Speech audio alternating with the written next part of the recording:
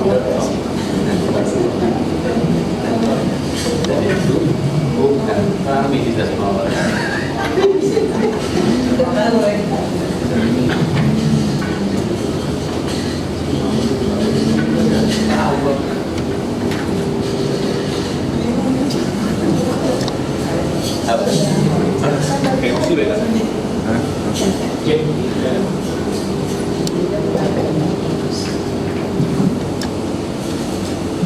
Assalamualaikum warahmatullahi wabarakatuh.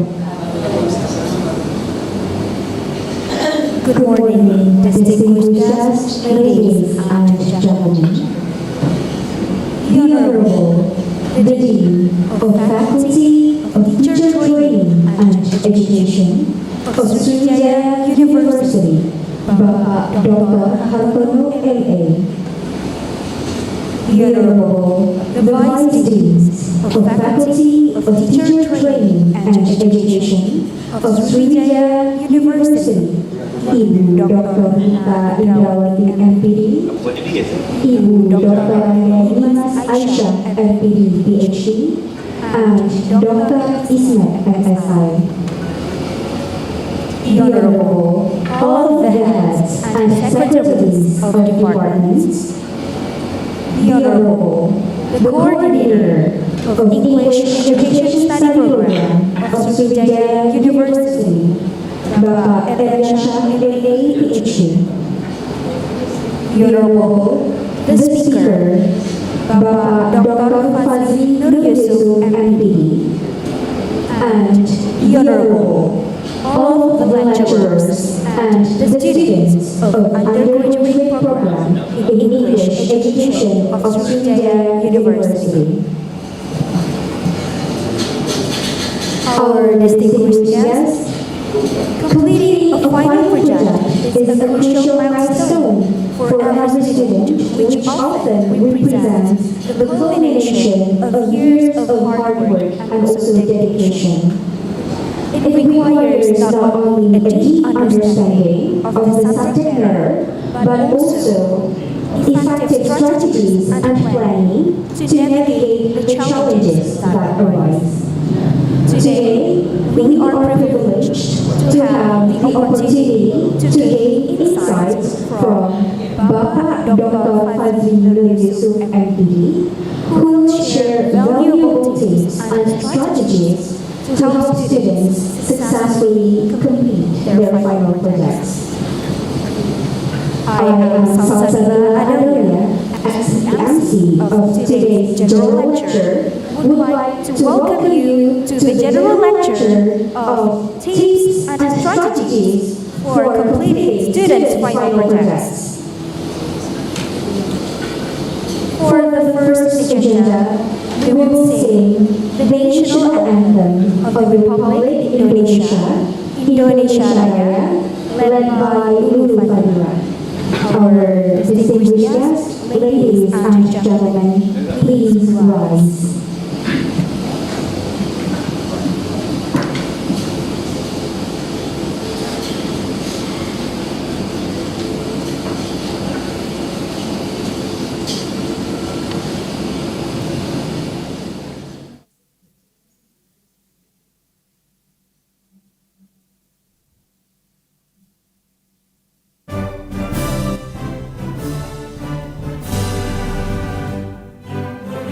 Indonesia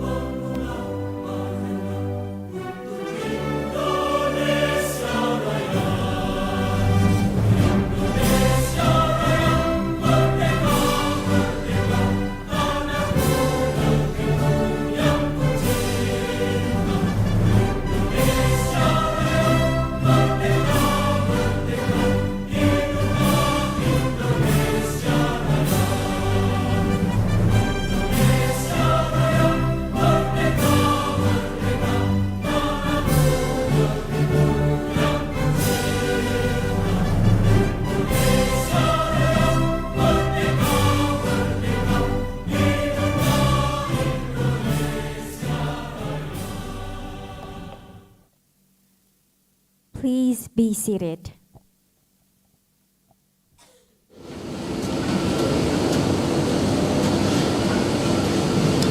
The next agenda is a welcoming speech by the coordinator of English Education Study Program of Sriwijaya University. Please welcome Bapak Eriansyah, MA, PhD.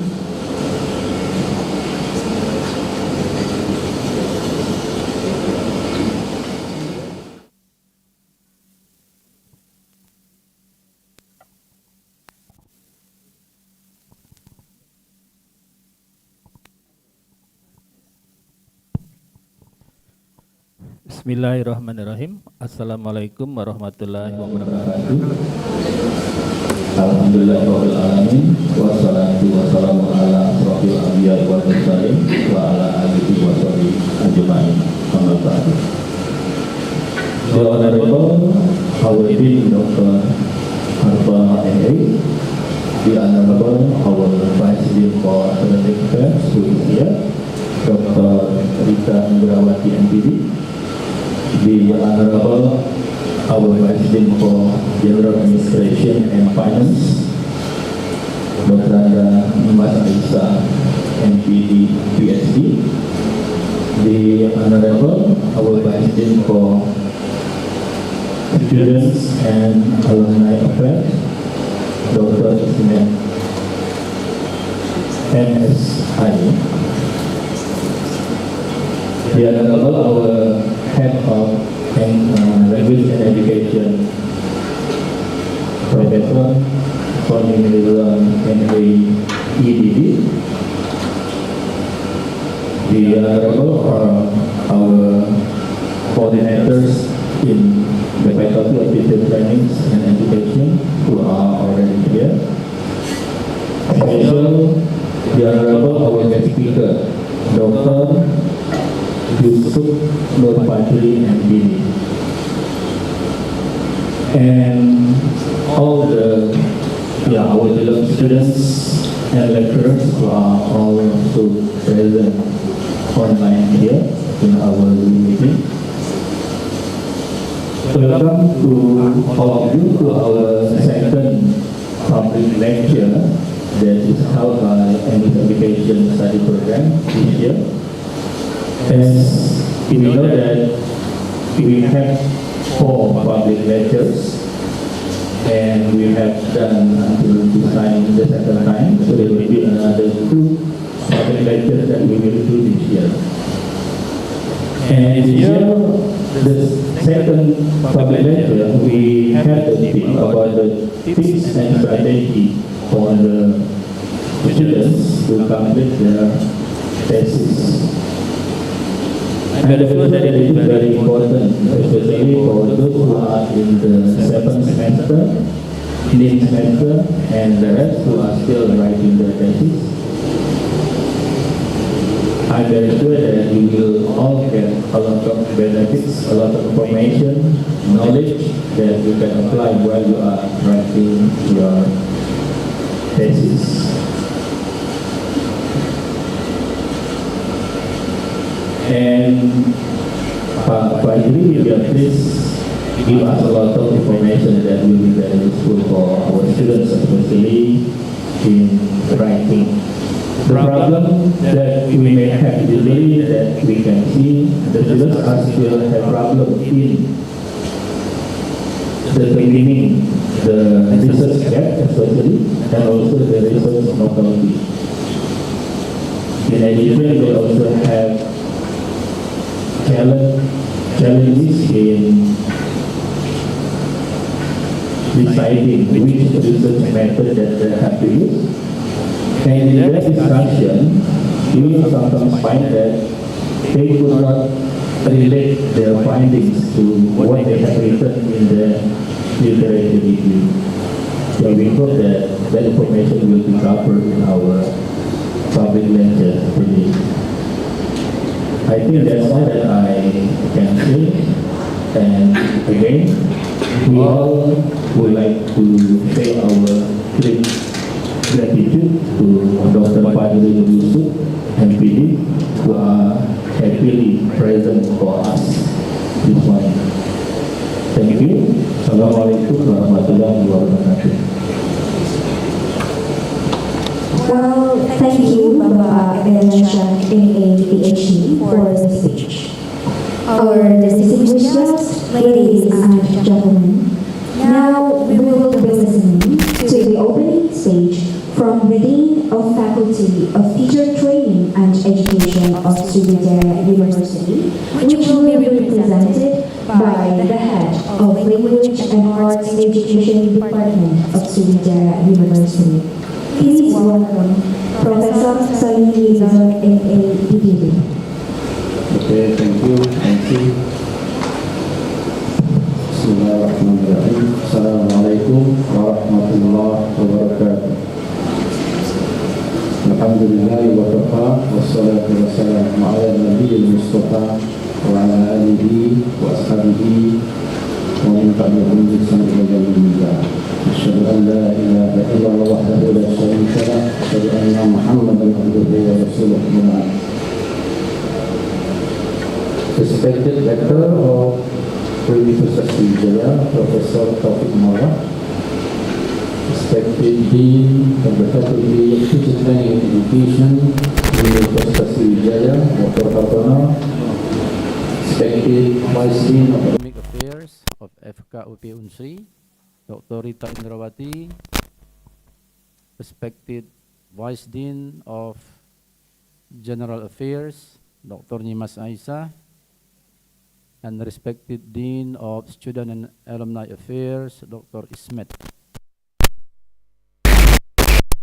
Also respected head of the departments in the Faculty of Teacher Training and Education, Universitas Sriwijaya, or respected head of the study programs of the Faculty of Teacher Training, Universitas Sriwijaya, especially the head of the English Education Study Program, Dr. Iryansyah, distinguished guests who happen to present online and offline in this room, all the students, and especially I would like to say hello to our speaker today, Dr. Fazri Nur Yusuf MPD. Welcome, Pak, to FKIP UNSRI. We are very happy to have you here to share the knowledge related to the tips in doing the student final project. Okay. Ladies and gentlemen, distinguished guests,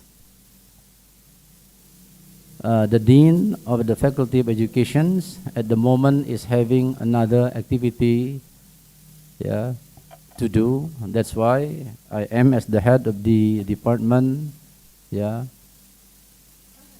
represent him to give this welcome remarks as well as to open the public lecture today.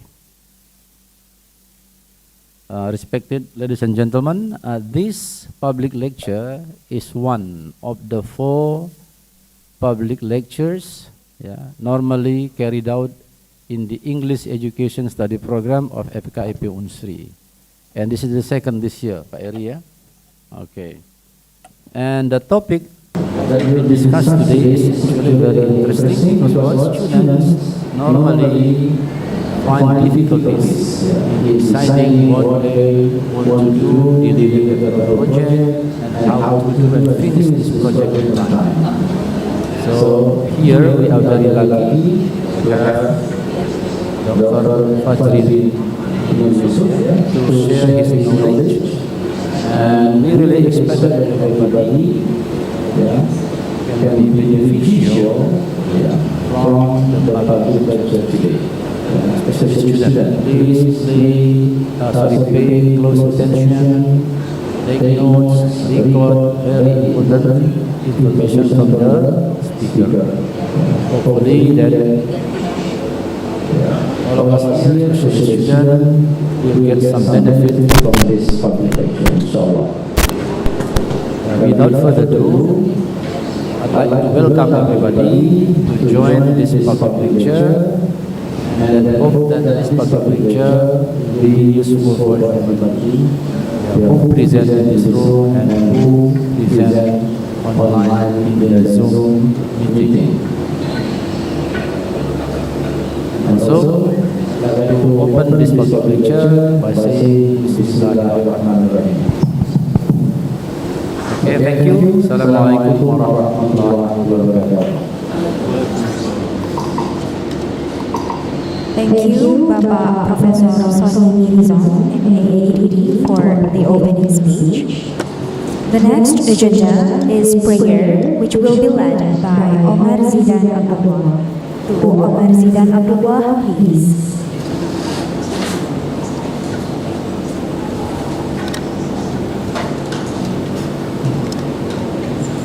Assalamualaikum warahmatullahi wabarakatuh. So before we start our beautiful event, let us pray to our Almighty God. Bismillahirrahmanirrahim.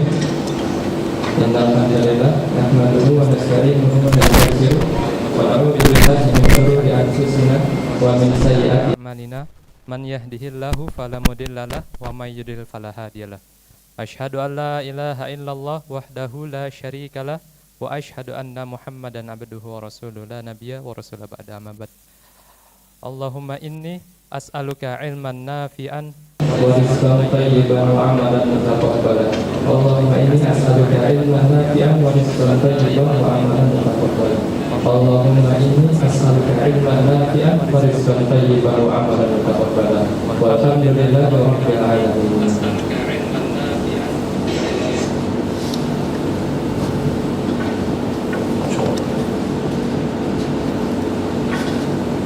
The next agenda is documentation session.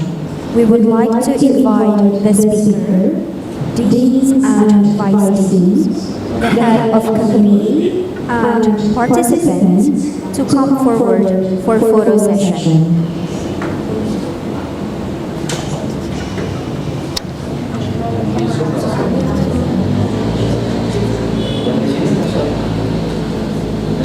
And also for the online participants, we expect you to turn on your camera because we would like to document this beautiful moment.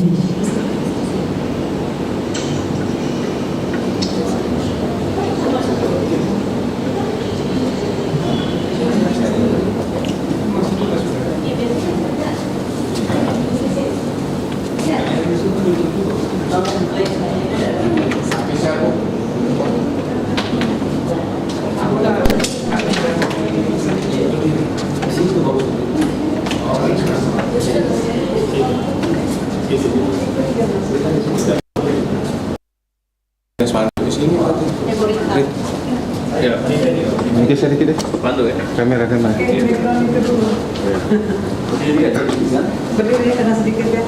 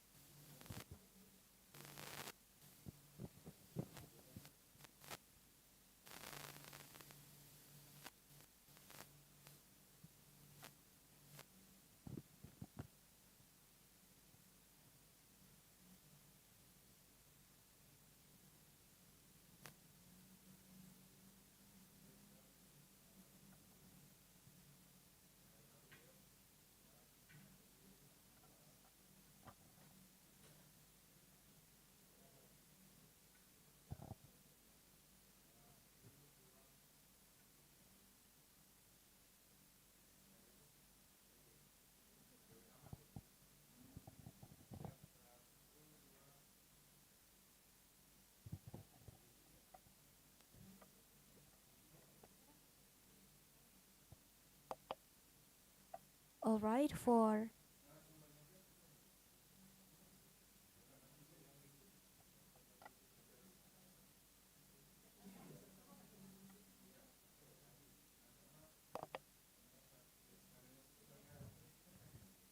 All right, for the participants who joined through Zoom, let us take picture together. 1, 2, 3.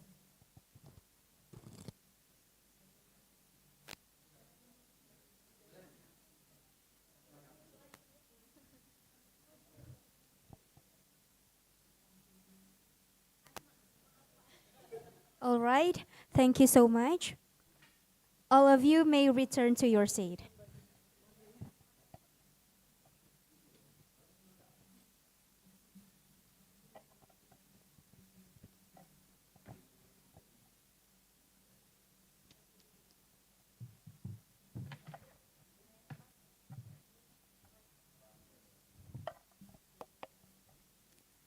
Our distinguished guests, ladies and gentlemen, now we come to the main event. We will listen to the general lecture of tips and strategies for completing students' final projects by Bapak Dr. Fazri Nur Yusuf, MPD. This general lecture will be led by our moderator, Ibu Novalingga Pitaloka, SPD, MPD. Please help me welcome Ibu Novalingga Pitaloka, SPD, MPD.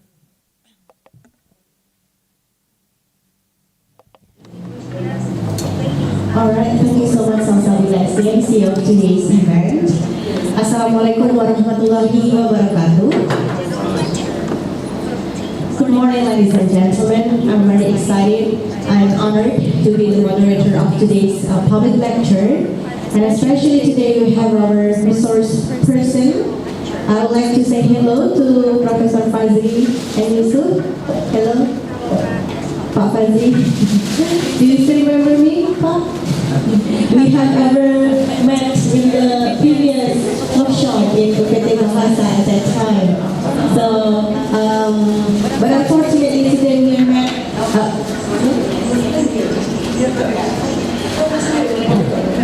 Oh yeah, I'm really sorry. We need to move first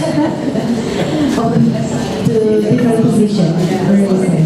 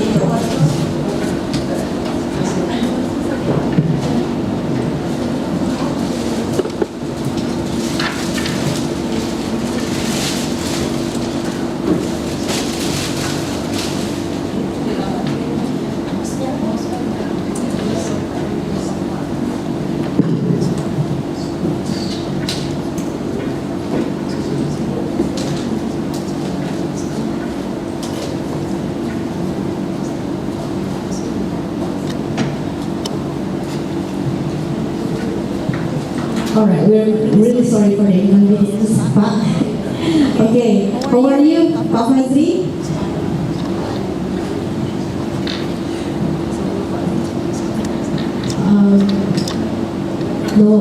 No sound at all? Oke, bentar. Yeah. Sorry that I cannot hear your voice here, Pak, maybe because of some technical issues here.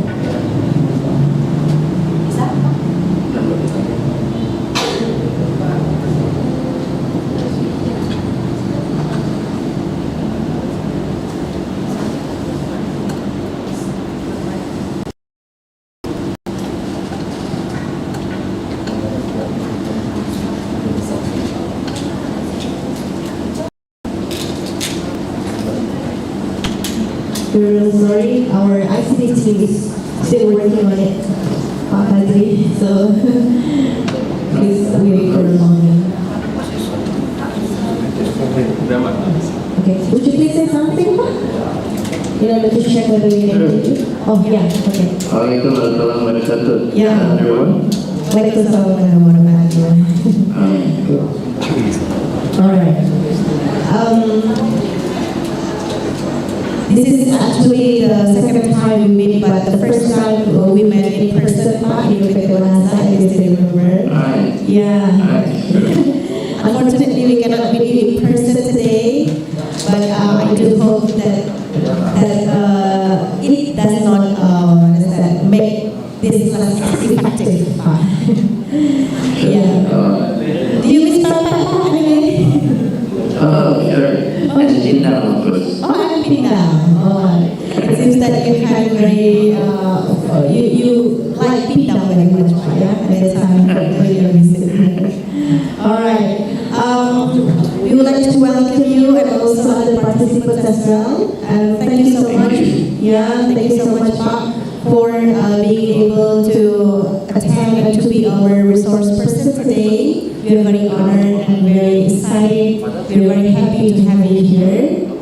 And of course, our students are really excited to listen to some information and insights from you today. Okay.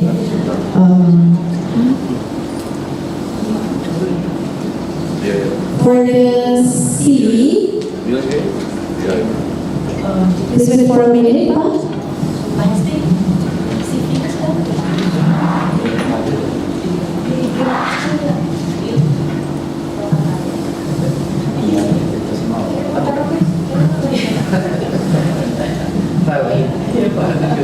Yeah, I would like to read the CV of Pak Fazli today.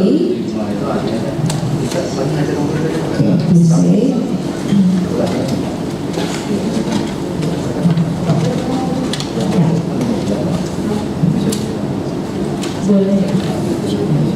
All right. His complete name is Dr. Fazli Yusuf MP. He works in the English Education Study Program in the Faculty of Language and Literature in Universitas Pendidikan Indonesia. And for the educational background, for the undergraduate program, he pursued his degree in UPI as well, graduated in 2001, and in 2006, he graduated from UPI, from English Education Study Program as well. And for the doctorate program, he graduated in 2017 from Universitas Malang, still from the same department, English Education Study Program. For the position, he has ever been the Secretary of English Education Study Program in the Faculty of Teacher Training and Education in the undergraduate, magister, and also doctorate program from 2019 to 2023. And of course, he's now a lecturer in the English Education Study Program Department from 2003 until now. And he also had ever been the the secretary of the department from 2007 until 2011. And for the scientific articles publications, he has long list of articles. Here, for example, in the Journal of English Language Teaching Innovations and Materials in 2024, and there are other 26 articles that have been published. And also, he's active in the Asia TEFL organization, TEFLIN, and also ALTI. All right, that is the short introduction about Pak Fazli. And now, without further ado, we would like to invite him to share his knowledge and also expertise, especially in today's theme about tips and strategies for completing students' final project. For Pak Fazli, time is yours. Right, thank you, moderator. Assalamualaikum warahmatullahi wabarakatuh. Habis Rosli Sodri, Wasili Amri, Wahada Wakudatam Minisani, Wakawali. Allahumma salli ala Sayyidina Muhammad wa ala ali Sayyidina Muhammad. Alhamdulillah, thank you very much, first of all, for the invitation to have me again, virtually this time. I would address my sincere gratitude to the rector of Sriwijaya University, Professor Dr. Taufik Marwa, and then the Dean of Faculty of Teacher Training and Institute, Dr. Hartono, and of course, along with the Vice Deans, whom I cannot recall the names, and then the coordinator of English Education Study Program, Dr. Ariansah, whom I met on the 5th last month. Yeah. Very great to see you, and of course, my colleague lecturers at UNSRI and all coordinators of the study program at the faculty, and of course, you, the students of English Language Education Study Program of FKIP UNSRI. Good to see you. Alhamdulillah, this very good morning, have this session for you, and it's an honor for me to be here to share my experience. Actually, not actually probably new, but we can share a lot of things in regard to completing the final project as the committee requests. Right. To start with, allow me to share my screen. I think I am the host, right? Already.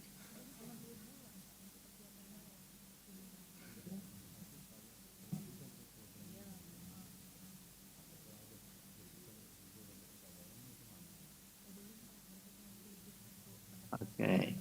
Is my slides visible? Right. Thank you. Hey, as requested by the committee, the topic today will be about the tips and strategies in completing final projects. I do agree with what the moderator has raised in terms of completing the final project. As the minister stipulates in the regulations, especially for undergraduate program, that every single student who is going to complete their study, they should complete the final project. But of course, the policy of each university may differ, yeah, in terms of some regulations and then policies made internally by their institutions.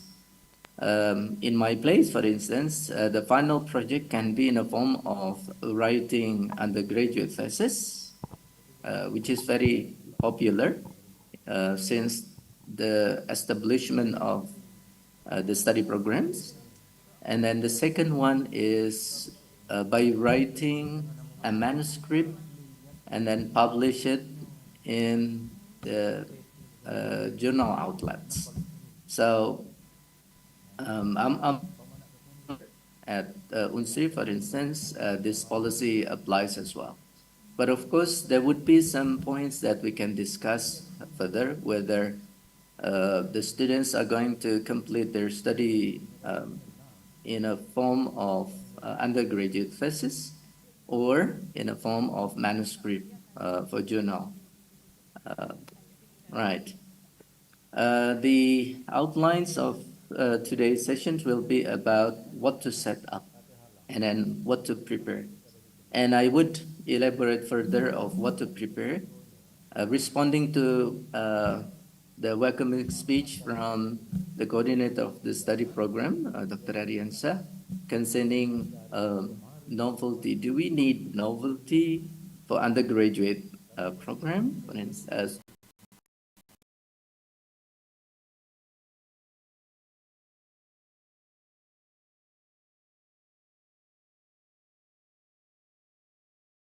research. I do expect presentation would also address two different groups of students. The first one, those who are preparing for their undergraduate thesis proposal. So it means that they would deal first with the research plan, and the second one, those who are working with their thesis themselves, which I think in my place at Universitas Pendidikan Indonesia, we have been also encountering almost the same problems and almost the same issues. Yeah. So that's why I came up with these two set of outlines. What to set up then? Right. Basically, when talking about what to set up, what you really want to start with, of course, you have to make sure that you set your own goal. Do you want to complete your study in 4 years, 8 semesters, or even in 70 semester? Or you want to complete your study until the limit of your study program at S1 degree, 14 semesters, right? I don't think so. Right, so this is very important for you so that after this, you will do the next. You need to set your focus. I would address this focus. Focus would be in threefold. Focus on your time, because we have only 7 days in a week, 24 hours in a day.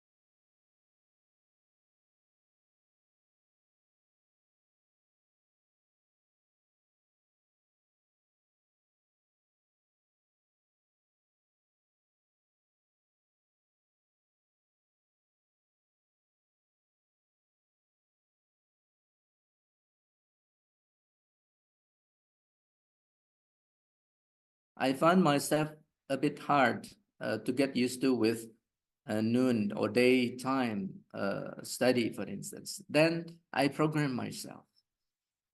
It seems that to me, it was easy to get used to with having daytime, noon time or afternoon time, even though sometimes you get fatigued, for instance, in the afternoon because of recently in Bandung, it's rather hot. The sun light is rather hot. The weather is rather hot. Sometimes you get fatigued easily. Yeah. But then it is privilege for you to train yourself, to program yourself.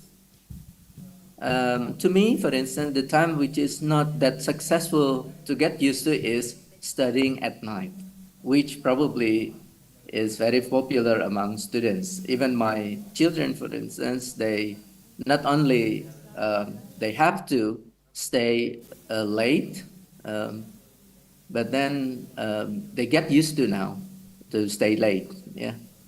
But of course, in this case, you need to focus your energy because we need to get rest. Yeah. We need to have meal. We need to do exercise to get some little sport. Yeah. And then probably you need to spend some time for your hobby, playing games, watching TV, getting around with your friends. Yeah. Staying a while in a cafe and walking around and so on and so forth. No problem. Okay? Spend your time there. Then, because you focus your time and energy, I do expect that you also focus on your mind, especially when you working with your final project. The next one is find a positive environment physically. What I mean physically, if you stay in your boarding house, or if you stay in your own room or your own house, for instance, find the best place for you to stay conveniently, all right? And then you can stay longer. I don't think that if you cannot stay conveniently, comfortably, and you cannot stay longer, because doing with your final project needs the focus over there, the time, energy, and mind. And the next one, I think it is also important to find a positive environment mentally. Normally within first 8 semesters of your study, many students are still energized. They want to complete their study on time. But after that, look, their mental would be hardly attacked normally. Then probably anxiety is getting high, no friends will be mingle around, and kind of thing. So it is important for you to find a positive environment mentally as well. I myself, for instance, I could see from my children, they can stay longer. They stay in their room, fine, and they feel comfortable and convenient working in their own room without any noise, for instance.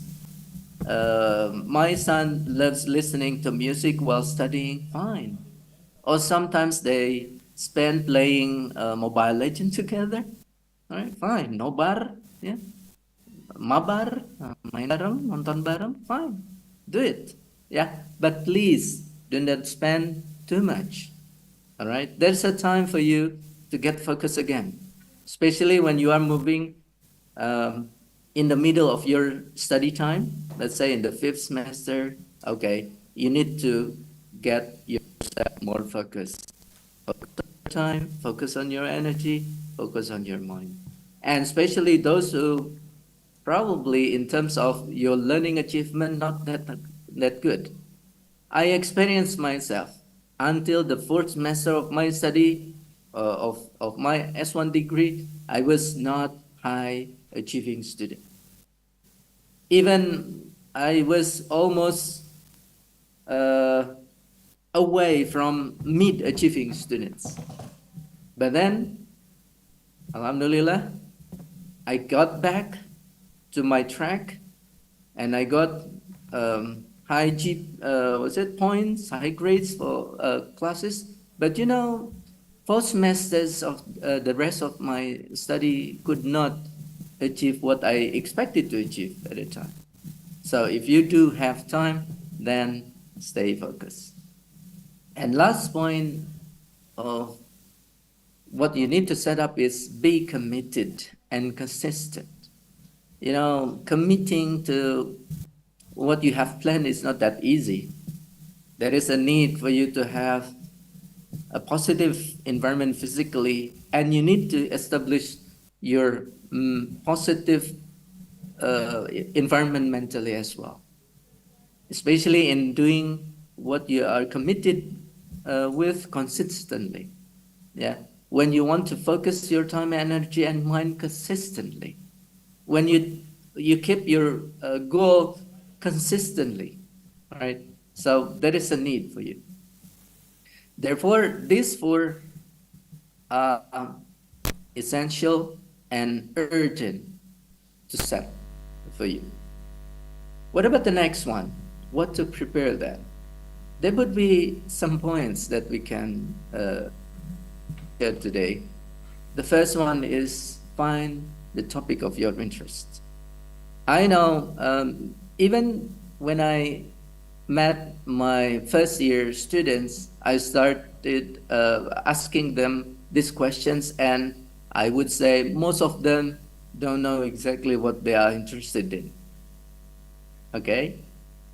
But then find it, yeah? How to find it? Of course, there are many ways of finding it. You can start, let's say if you are kind of introvert student, you can just go to the, what do you call it, virtual library. You can go to your library virtually through the websites of your library and find out some topics of your interest. Hoping in a very short time you can find it one. Or if you are more open, I think you can ask your seniors, even though your seniors are not always the best sample, giving you the way of finding your own interest. But just ask them. And probably you can find somebody, your senior who is, or who has already completed their final project. Then you can ask them. The next one, which is whom probably they are always available for you, are your lecturers. Come to your lecturers. Come to any lecturers, because your lecturers are your advisors. Okay? Open yourself to ask them questions.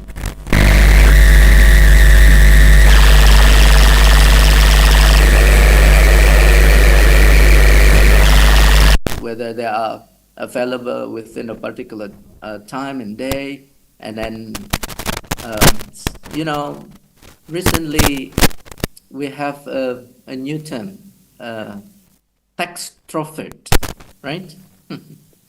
Some probably comfortable and convenient if you text them first. Yeah.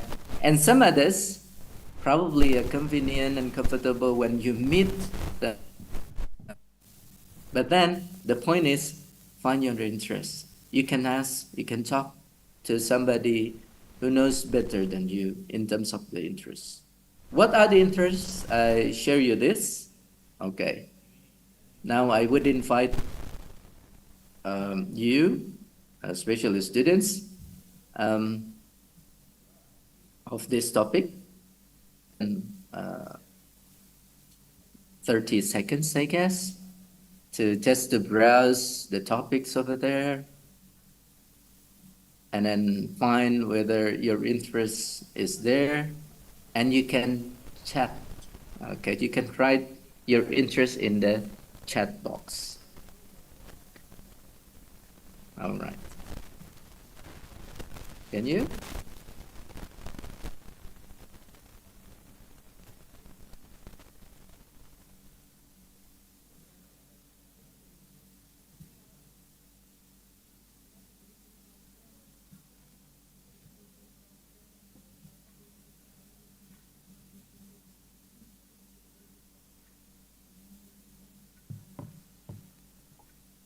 Yes, okay. Let me stop my screen just in case I found. Oh, no one? Yeah, chat. Okay. Anyone?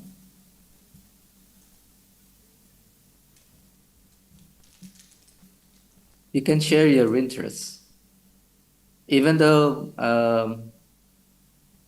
you still have a very rough interest. I like textbook, for instance. I want to research about textbook. Fine. Yeah, I want to research on textbook. Fine. I want to study more about my students, for instance. I want to focus on my students. All right. Feel free to chat.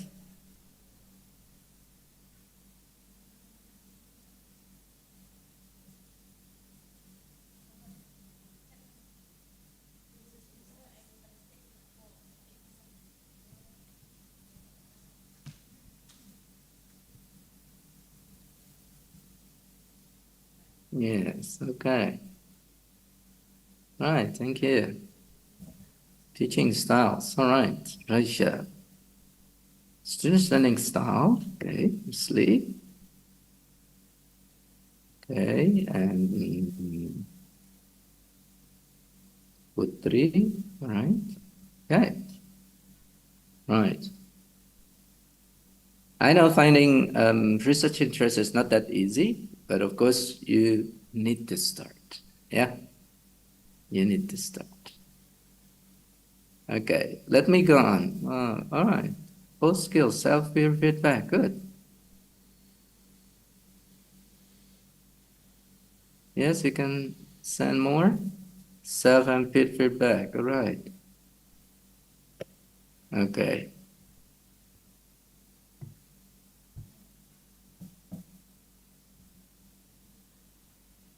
All right. Well, thinking about your research interests, okay, let me go on with this. So the question is how we reach this, right? So there is a need for you to find where this information can come to you or when you come to these sources, right?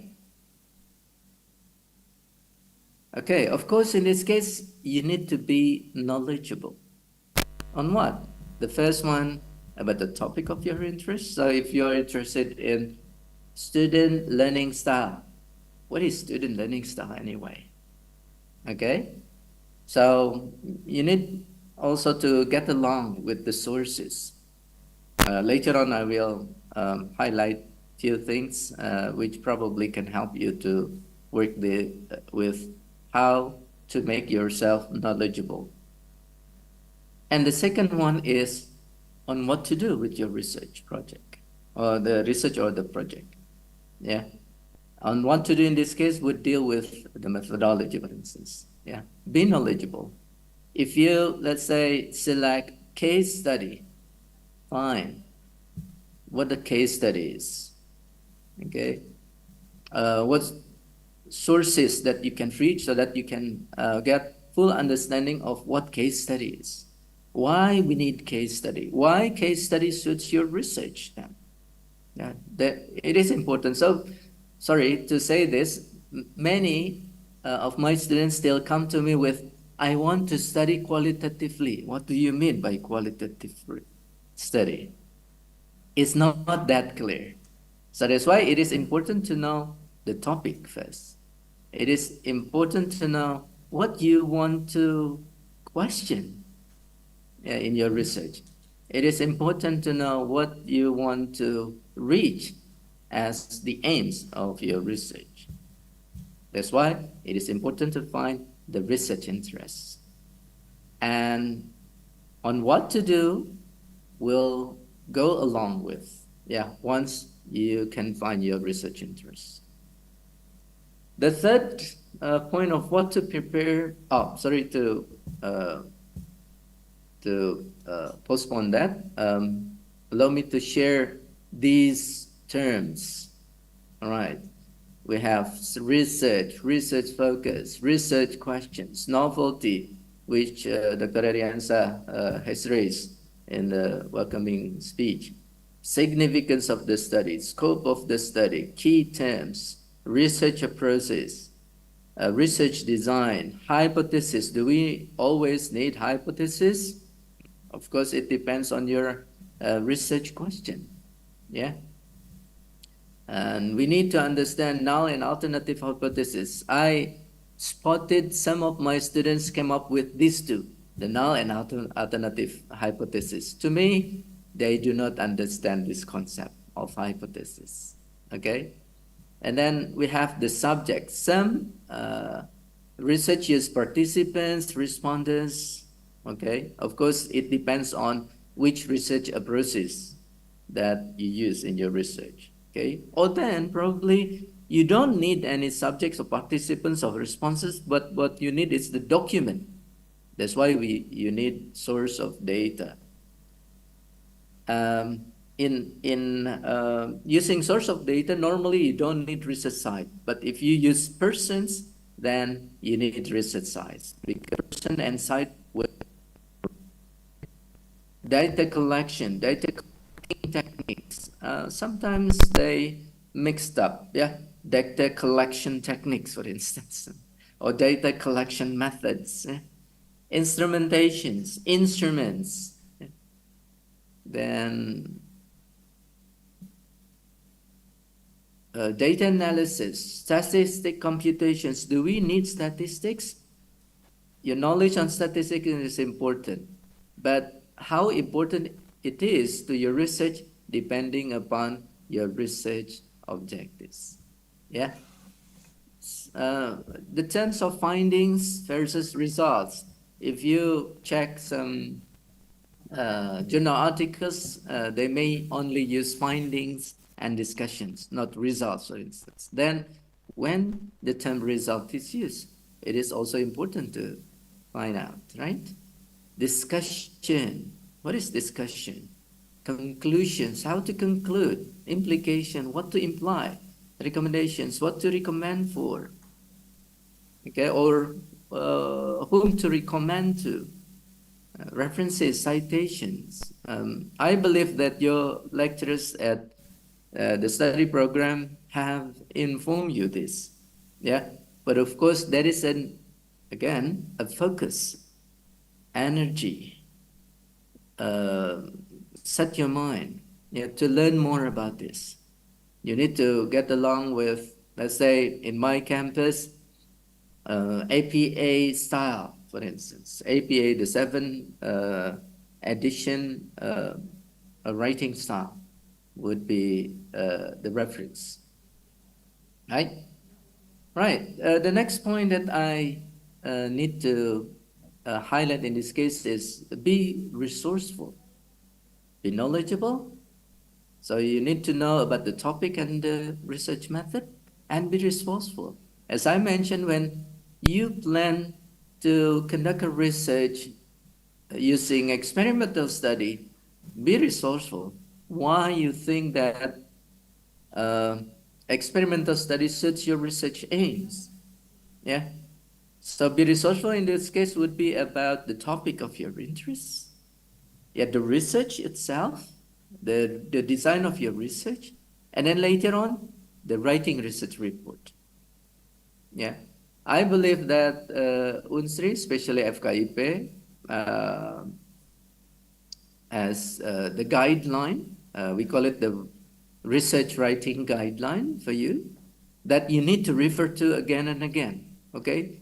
Don't get bored and spend more time to refer to. I remember when spending my work with my doctoral dissertation, I had the book that guides me here in Bandung and then there in Malang at the time. So you could imagine I had 2 guides, one in Malang and one in Bandung, just to make sure everything is on track. Some students may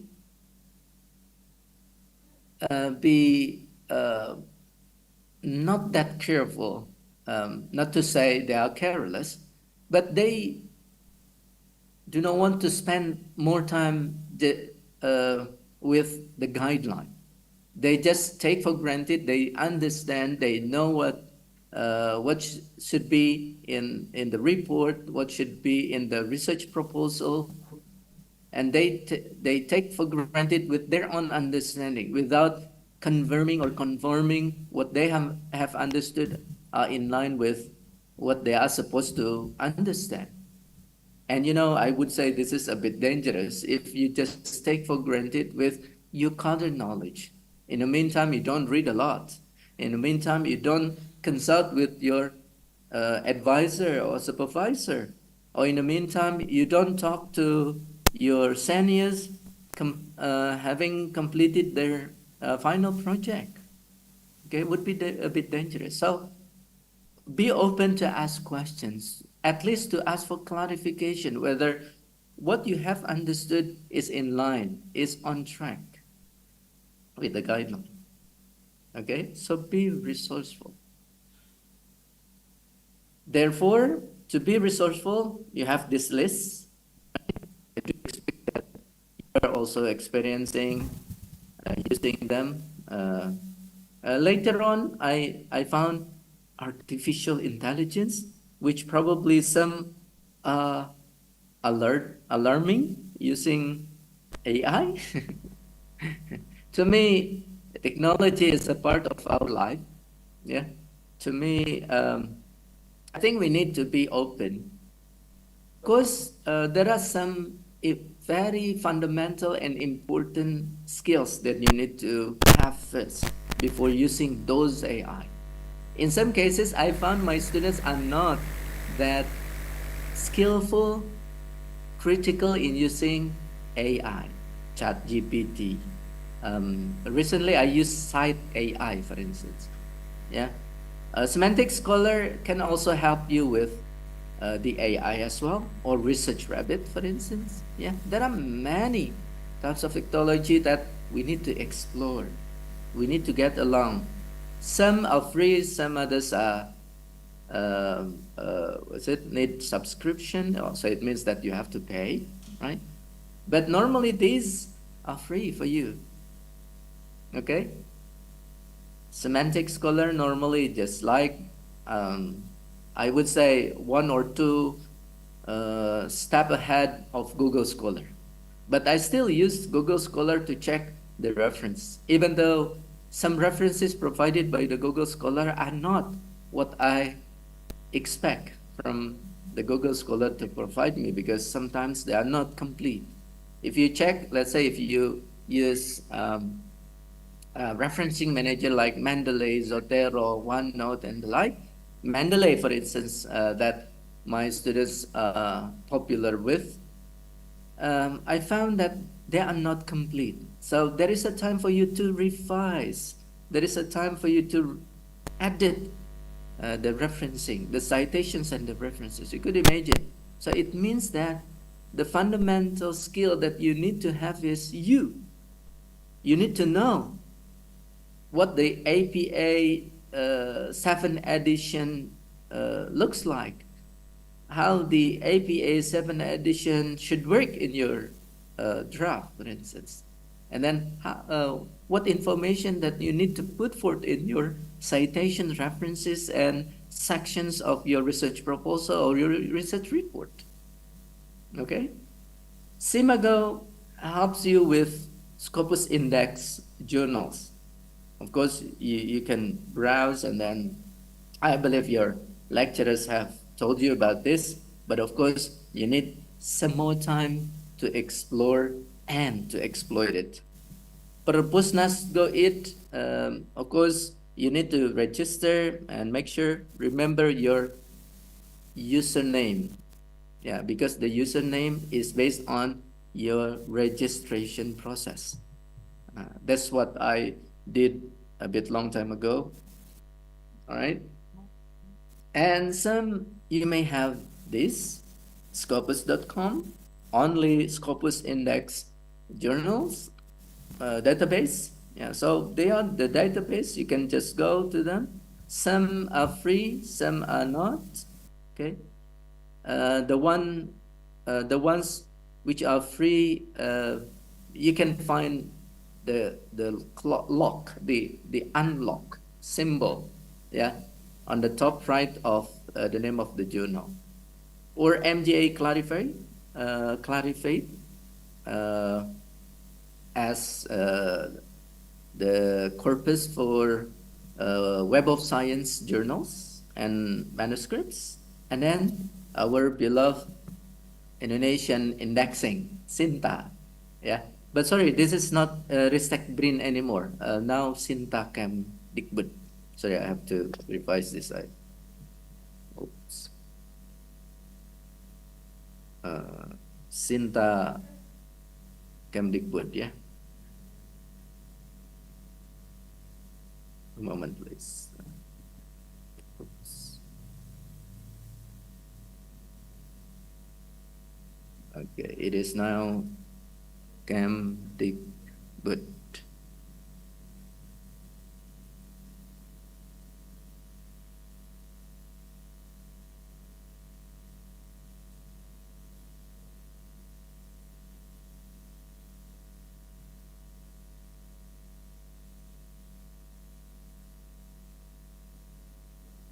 Okay, Kemdikbud not Ristekbud.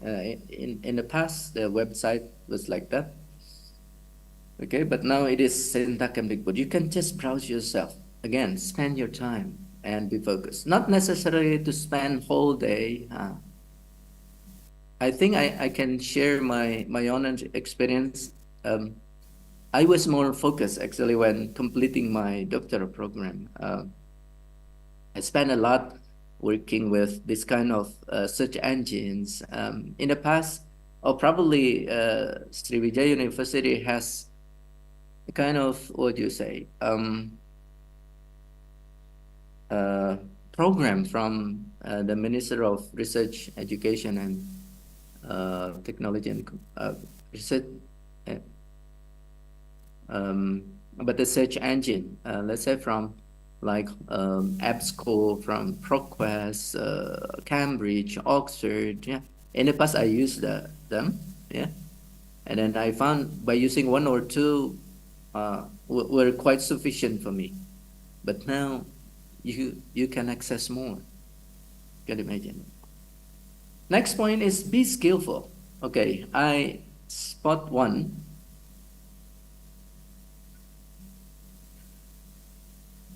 All right, over there, which I just talked about. Be skillful in finding resources. You can use technology. If you are kind of let's say on-print reading students, fine. Just read the printed version of the sources, no problem. But again, as I mentioned, you need to get used to with on-screen reading as well. Why? Because you can search lot, yeah, of resources more than the printed version. If you go to your library physically, I believe your main library will be very limited because of the rooms, because of the spaces in the building, for instance. But then if you library, you can go around the world. Yeah. Perpusnas can give you also larger scope of sources. Alhamdulillah, in my campus, UPI, our main library provides us with journal subscriptions. But this is not the only reason that you have to have access to those journals.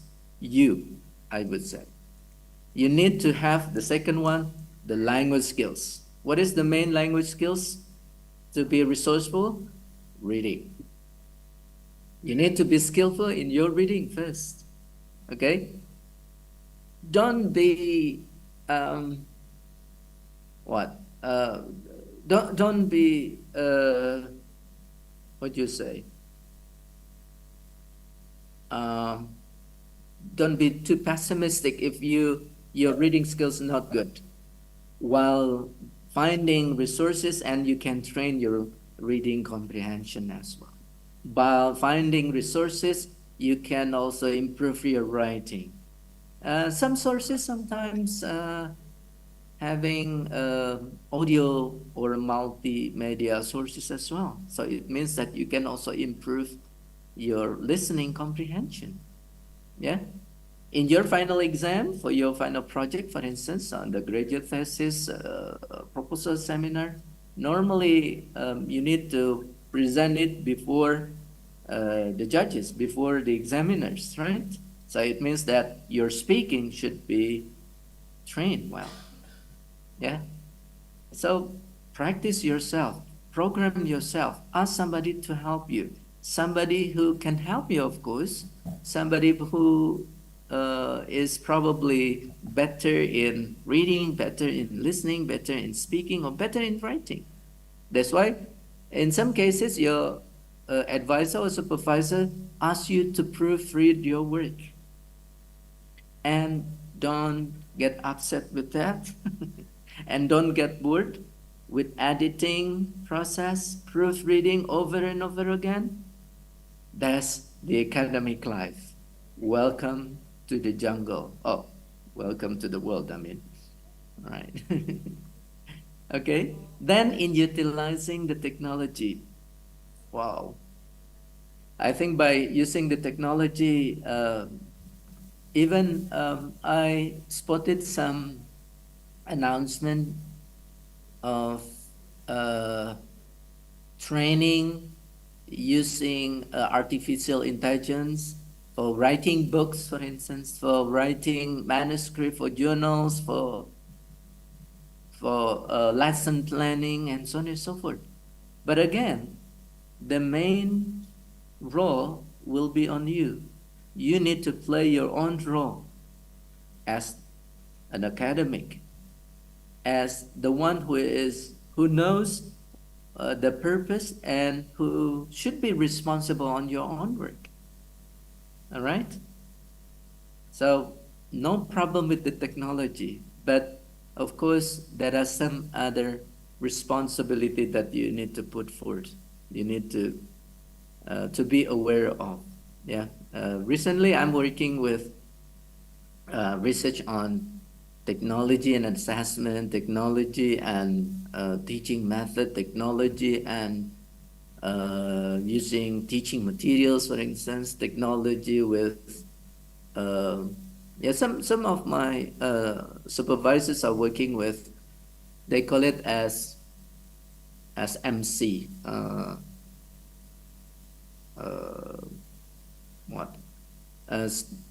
Speaking mediated communication.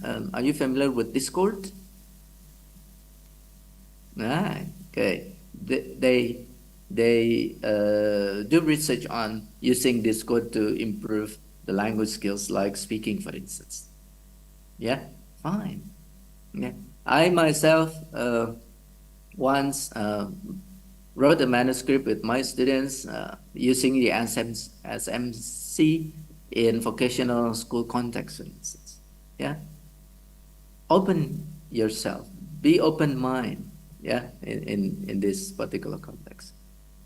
And last point, which I think it is also important, and then I would say this skill is important since the beginning of your study and until your study time ends. Communication with your advisor or supervisor. You know, some students may get stuck in the process of writing their proposal or their final project, their undergraduate thesis. Then whom they should go? They should go to their advisor. I think you have dosen wali, yeah? In my place, we call it as pembimbing academic, academic advisor. You can ask them. You can meet them and ask them as many questions as you like. But of course, there is a time for you to decide when to communicate with them. All right? I don't think that you can text them in the middle of the night, right? It would be not ethical. I myself set mechanics like this. We have supervisory session, not only in person, face to face, but also using WhatsApp, for instance. Sometimes we use Zoom meeting like this, just only to narrow down the bridge, narrow down the gap to bridge us. Yeah, some students are away, for instance, out of Java. My students are also from Palembang, for instance, Padang, Riau, Bontang, Makassar, Sorong, Maluku, NTB. Sometimes they are unreachable. Probably because of the cost, the distance. But then we can deal with the distance with technology, right? So we can make use of the technology to communicate. This morning, for instance, I made a hint for my students. Actually, he is out of the 4 year of his study. Then I said, the most important thing for you to be open-minded now and to start with is communication with your advisor and supervisor by using this WhatsApp. And after that, he's now more active using WhatsApp. He said, I just archive every communication people made to me. I said no, especially with your parents and with your advisor or supervisor. Yeah, please set it open to communicate with them. Why? In most cases, it helps you. The communication helps you, not helping them. Yeah, helps you in completing your project. All right? Okay. Those points are important, but this also important. I think when you check your research proposal or your undergraduate thesis, you may start finding this in your article, in your abstract. Yeah. Normally, you need to have the title. I do expect that it also happens in your study programs. Yeah. That when you propose research, it is not the title alone. Okay. So there is no such ujian proposal. But when talking about ujian proposal, actually you have already prepared the first 3 important sections of a research. What are they? The first one is the introduction. Yeah. The next one is the literature review or theoretical foundation. And the third one is the research methodology. So those 3 are very essential in conducting research. And normally an abstract can somehow summarize it. Yeah, the aims. Then your advisor or supervisor or examiner may find what is actually the aim of your research based on the title you use. What are the methods? What are the results discussion? Normally, results and discussion would be discussed once you have completed your research and you start presenting the findings. And later on, the findings, once they have been discussed, would be drawn conclusion, and you can also put forth some recommendation. Okay? And in your abstracts, normally you need keywords.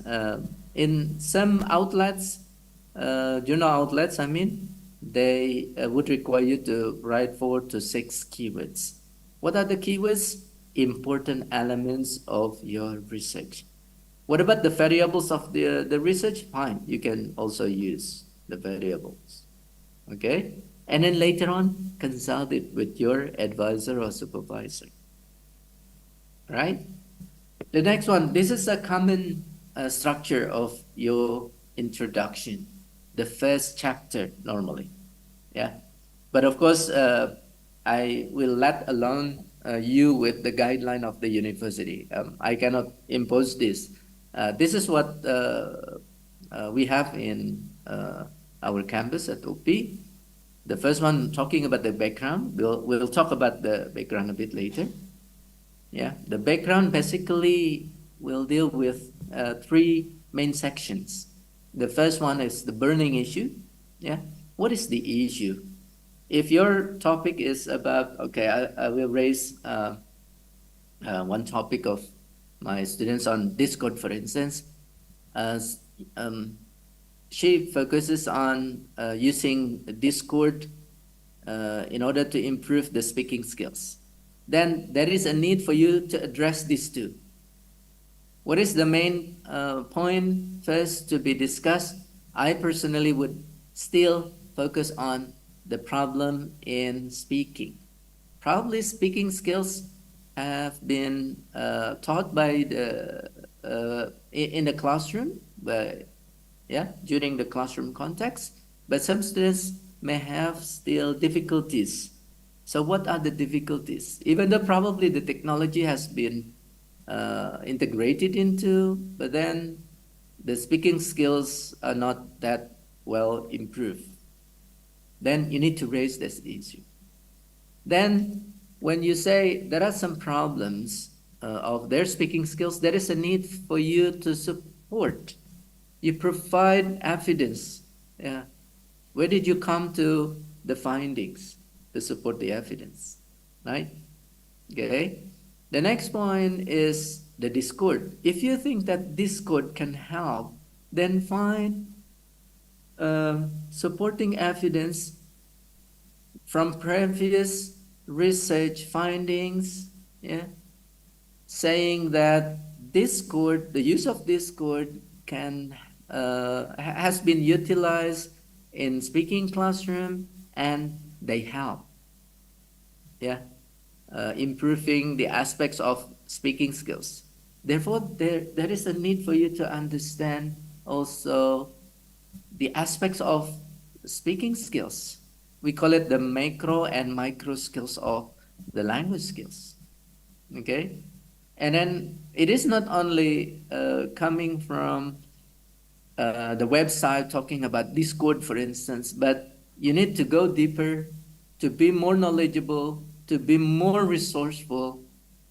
Yeah, finding as many information about Discord, yeah, utilized in teaching language skills, especially English. Okay, those are so that's the first thing, the issue, okay, the evidence, and then later on in the third section of your background would be about the research plan.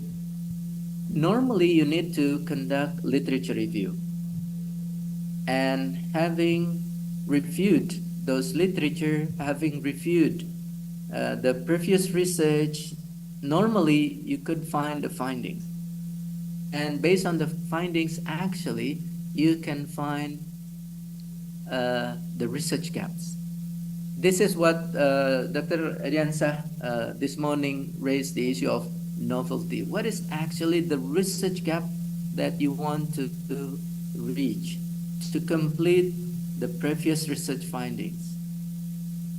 Even though I understand finding a novelty is not that easy, but for you undergraduate students, I think you are not expected to much. Okay, for you, you need to establish your understanding as an academic first. That an academic at university level need to conduct a research. Then you need to understand what a research is, how to plan this, how to carry out the research, how to report the research, and how to find sources. Yeah, those actually bring you a hidden curriculum, yeah, of being academics.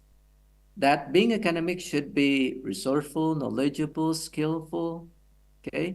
And because you should write it in a form of research report, then you should be communicative to your audience, because your research proposal and then your research report will be read not only by you yourself or by your advisor or supervisor, will be audience, will be readers. A lot of readers read it. Therefore, it is important for you to make it more understandable for your readers. Make it explicit, make it comprehensive. That's why it is important to impose a good grammar, a good command of English. Yeah, plenty of choice of words. Academic choice of words are important in your writing. You cannot use say, for instance. You cannot use talk, for instance. You cannot use speak in your writing. Why? Because you don't speak, you don't talk, and you don't say anything. You need to find proper and appropriate vocabularies in your academic writing. I believe your study program provides you with writing academically. Then learn a lot from. And if you think that the course is not sufficient for you, go to the technology. YouTube can provide you. Sometimes Instagrams, TikTok, and some other sources can help also, you with finding the sources as well, right?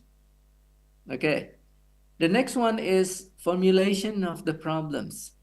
A research is a process of answering research questions. finding the answer of the problems by using systematic a way of completing or finding the answer of the research problems. That's why you need to discuss in detail of what the problems you want to solve, what objectives or aims that you want to reach with your advisor or supervisor. Yeah. But of course, when you meet your advisor or supervisor, don't bring your blank hat or your empty hat. Most of time I use that term to my students. Yeah, don't bring your empty hat. Bring with something. Bring with your reading. Bring with the discussion with your seniors. Bring with the knowledge from chatting with your fellow friends. Yeah, bring it and bring them along. All right. Right. Okay. The next one, operational definitions, because you have a topic, as I mentioned, discord and speaking. You have to make sure what you mean by discord, in what way this discord will be utilized in your research. Speaking, what text to be spoken? Is it descriptive text, or speak descriptively, or exposition text, speak expositorily, yeah, or argumentative text? What text? Yeah, actually, what I'm talking now is also a text, and while you're having this Zoom, this is a text. Yeah, so text is not bound by the mode, the media. No, yeah, we are surrounded by text, actually. So texts are not words, texts are not numbers, but texts are our world. All right. Sorry to repeat this. The aims of the study, actually, it has something to do with number 2, formulation of the problems. Let me go to the 5th one, significance. Normally it is translated as manfaat in bahasa Indonesia, ya. So what significance your research will or can contribute to? Normally it will talk about theoretical significance, that this research will contribute to the body of knowledge of the area, whether it is on speaking or on technology of in communication, for instance. Yeah.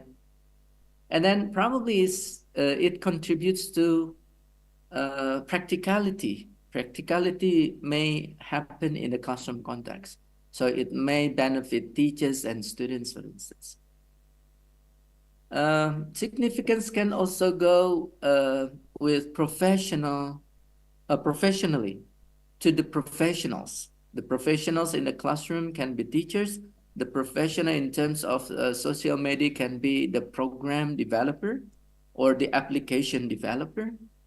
The professional concerning language skills would be program developer, language program developers. Yeah, those are the significance.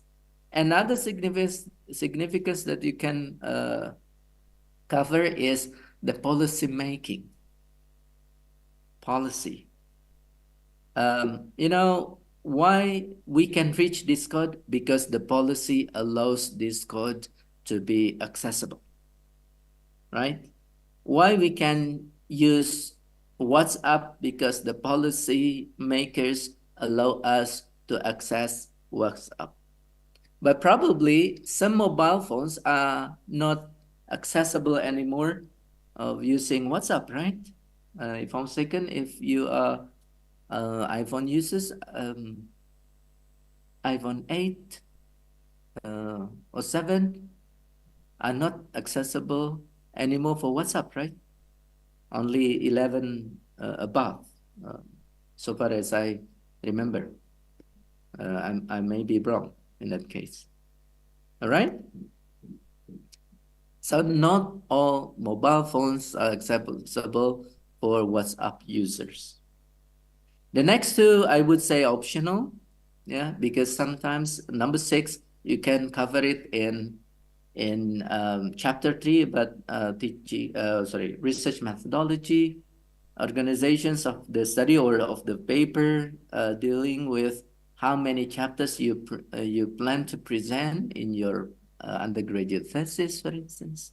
Yeah, normally in my context, in my campus, we use 5 chapters. Chapter 1 will be for introduction, 7 aspects. Chapter 2 will be about literature review. The subs would be depending upon the number of variables you use in your research. The third chapter would be about research methodology. Normally it covers 4. Yeah, the design, the participants, and the site, the data collection, instrumentations, and then the data analysis. All right. If you use data source alone without participants and site will be replaced by data resource. Okay. The fourth one would be findings and discussion, presenting the data up to completing it. Yeah. And the last chapter would be conclusion and suggestion. Right, those are 5 chapters. Let's take a look a bit about the method. The method would deal with this, as I mentioned. Yeah. Of course, you can just go to your university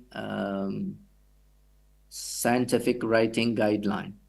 Right, just go to them and find out whether they are also applicable. Yeah, if it is so, then you can use it. If it is not, just follow the guideline available. Right. The design would deal with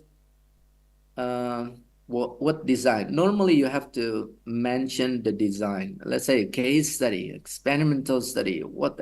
If you are using quantitative research, experimental study or correlational study, make sure that you also put forth the hypothesis. And then, of course, there is a need for you to understand what the hypothesis is and which hypothesis that you are going to employ in your research, right? All right. So basically, you don't have to explain. Let's say case study is blah, blah, blah, blah. No way. When you mention, I'm going to use this research is going to use case study, then why case study suits your research purpose? So what is the purpose of research case study that suits your research aims? You mentioned that. Later on, I will highlight a few things about how to write it. Yeah. I hope the time allows me to do so. So that's the design. So you just inform the audience what you plan to use and why you use it. So don't explain it. It is like if many advisors of supervisors complain with the students writing, because when they read this method, it is like reading research method. Reading research method books. No, okay. Don't let them, just let them read the books, not read your writing. Okay. Be informative. Research site participant. Who is going to be your participants? How many participants will be involved or were involved in your research? Why they were recruited in your research? And then you need to list down. Yeah, you need to explain the reason. Not sometimes some students get lost with, they talk about the school, for instance. I said, no need to talk about the school. But what you need to talk about is why those participants coming from those schools will be involved or were involved in your research. So tell us. Yeah, write it down explicitly. Okay. Data collection normally will be dealing with these two, the instruments and then the procedures. Again, don't talk about, okay, in my research, I'm going to use survey, questionnaires. Questionnaires are, no way, forget about it. Okay, but you can talk about the questionnaires in this research will cover, let's say, 20 questions, and the 20 questions will be about A, B, C, D. And these questionnaires have been validated by experts, for instance. So talk about your research. Do not explain. Yeah. So don't tell what people know, but tell what they don't. And the procedure, okay? Normally you have more than one instrument, for instance, then arrange them first. Let's say I'm going to use questionnaires to recruit the participants, but the selected participants' response in the questionnaires will be used as the data of this research file. The second one, the participants will be observed in their classroom for how many meetings and who are going to be involved in the classroom observation, okay, and how the observation will be noted or recorded, for instance. And then later on, the teachers will be interviewed how many times, when the interview will be carried out, in the beginning of the lesson, in the middle of the lesson, or at the end of the lesson, how many times you are going to conduct the interviews. Inform them. Not to tell them interviews are normally from Sugiono, right? Very popular one. Or from Creswell, okay. Yeah. Yeah. So in this case, you need to inform what you plan to do or what you did in your research. It also happens to data analysis. Analysis tool, okay, the tool would deal with theoretical framework. If you're using quantitative research, experimental study, correlational study, normally the analysis tool will be statistic computation. Let's say you use what? T-test. Not about the SPSS, because it is not only SPSS that can calculate the results. Even Excel, yeah, Office Excel can also be utilized to calculate. You can use JASP, for instance, JASP, yeah, which is probably easier than SPSS, if you are aware of. Yeah, again, you need to go with the technology. I learned a lot from YouTube about using JASP, and then I walk away a bit from SPSS and I use JASP now. Yeah, and how to analyze it. Normally, if you conduct qualitative research, you need to have the procedure. Yeah, the procedure of analyzing the data, how the data were collected, and then how you analyze the data, how the analyzed data verify from one instrument to another instrument. That is what we call it as triangulation, right? Again, there is a need for you to be knowledgeable, not only about the topic, but also about the research. Okay? Now let me share you these are only simple tips of how you present it in your draft, for instance. If you are writing a research proposal or a report, yeah, you can start with the present study focuses on, and then you can complete it, right? Or the present studies investigates. Okay, can you guess in which part these phrases may appear?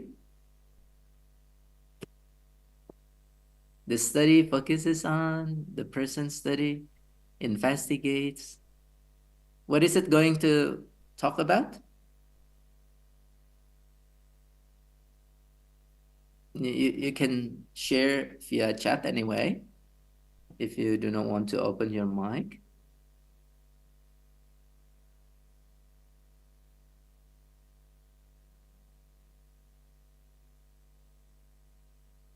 Anyone? Yes, you can chat, please.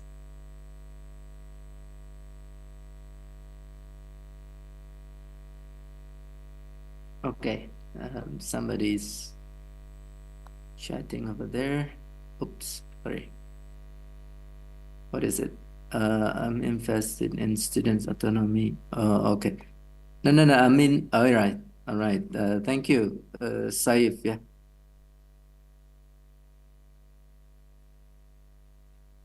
Okay. My question was about this. Sorry.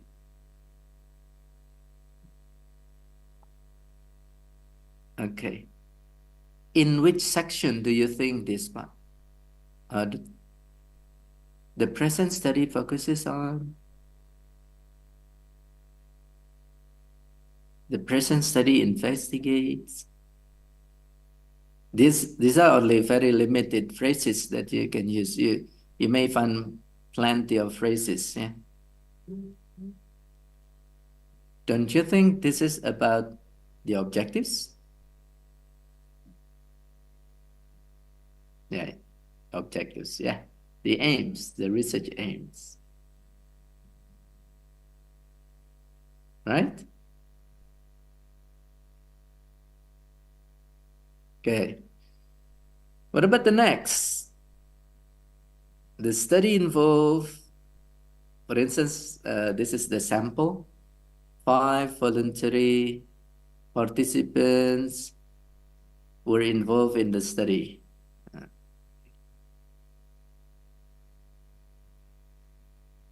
What does it focus on? Anyone? Methods. Okay. Participants. That's right. Seriously. Yeah.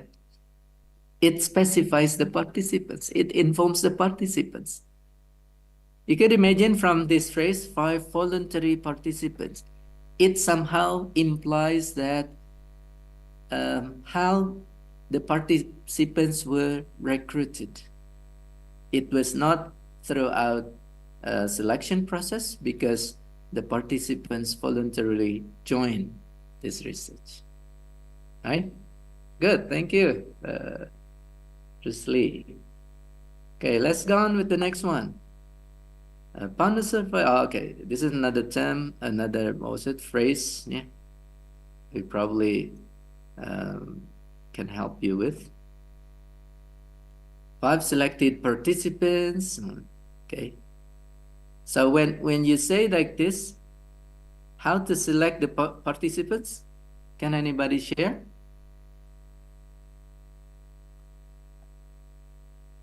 How to recruit the participants?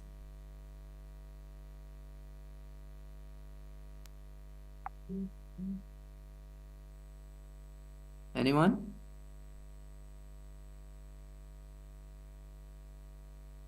How to select or to actually the proper term is to recruit. Yeah. Okay. Thank you, Omar. Sampling, right? Actually, it is yeah. Some methods are still debatable in terms of sampling. Do we need sample? Okay. What I believe, sampling will only be applicable in quantitative research. Yeah. Why? Because in quantitative research, sample can be used, all right? And sample can somehow represent a group of population. But in qualitative research, probably you don't need sample. Why? Because the researcher themselves, yeah, can make use of themselves as the focus of the research. Sorry. Yeah. Even they can research themselves, right? You can ask further your research methodology lecturer, for instance, or any lectures that you find about narrative inquiry, for instance. Yeah, it is one design that you can use to research the researcher themselves. Yeah, I plan to write one manuscript talking about this, but I need some time to focus working with this. Yeah. Actually, it is a kind of my journey of supervising students. For instance, I just started with the introduction. All right. Okay. Yeah, Ryan. If you take a look at this sentence closely and closer, I think you know how to recruit the 5 participants. Anyone? It is? Who is it by? By the survey. Thank you, Rusli. All right, good. The survey. Yeah, good. Thank you. So the survey can serve as a tool to recruit the participant. And again, as I mentioned, the survey from these 5 selected participants can also serve as the data, which later on probably you need to go deeper to their responses by having observation, interviews, observation and field notes, yeah, and so forth. All right, thank you very much. The last one, can anybody guess? The study employed blah, blah, blah, and blah, blah, and blah, which were then analyzed by blah, blah. Okay.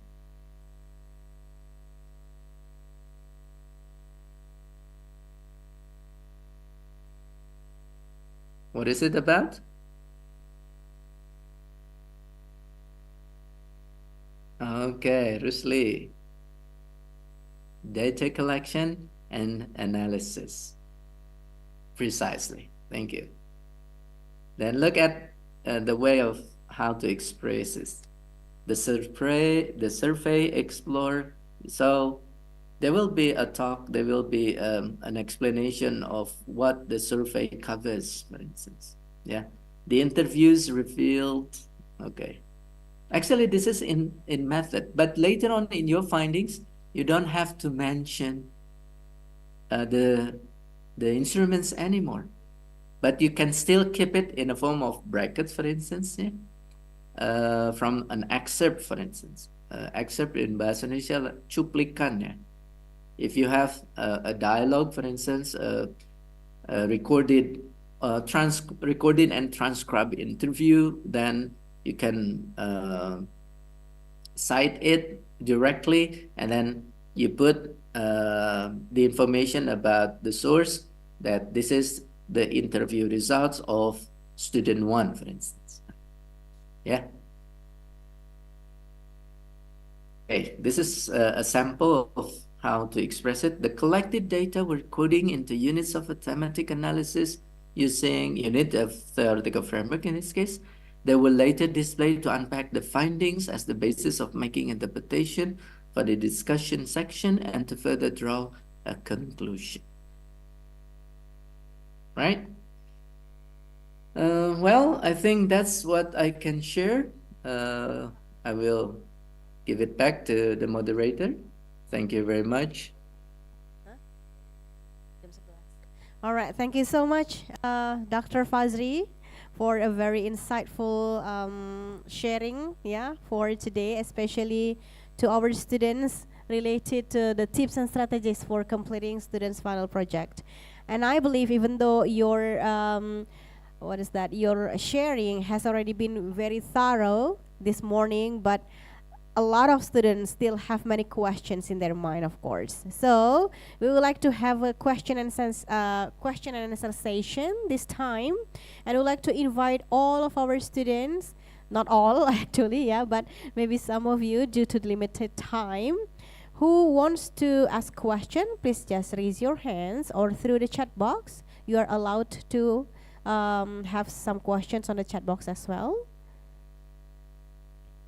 But if you want to, share some of your thoughts, your experience, you are allowed to. So not only questions, but also your experiences or any other things that you want to share, and you would like to talk to Dr. Fazri about that, yeah, then you can raise your hands, of course.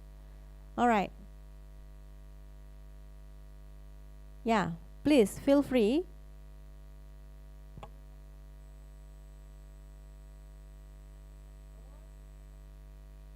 I think they can also use raise hand feature over there. Yeah, raise hand features, of course. Right.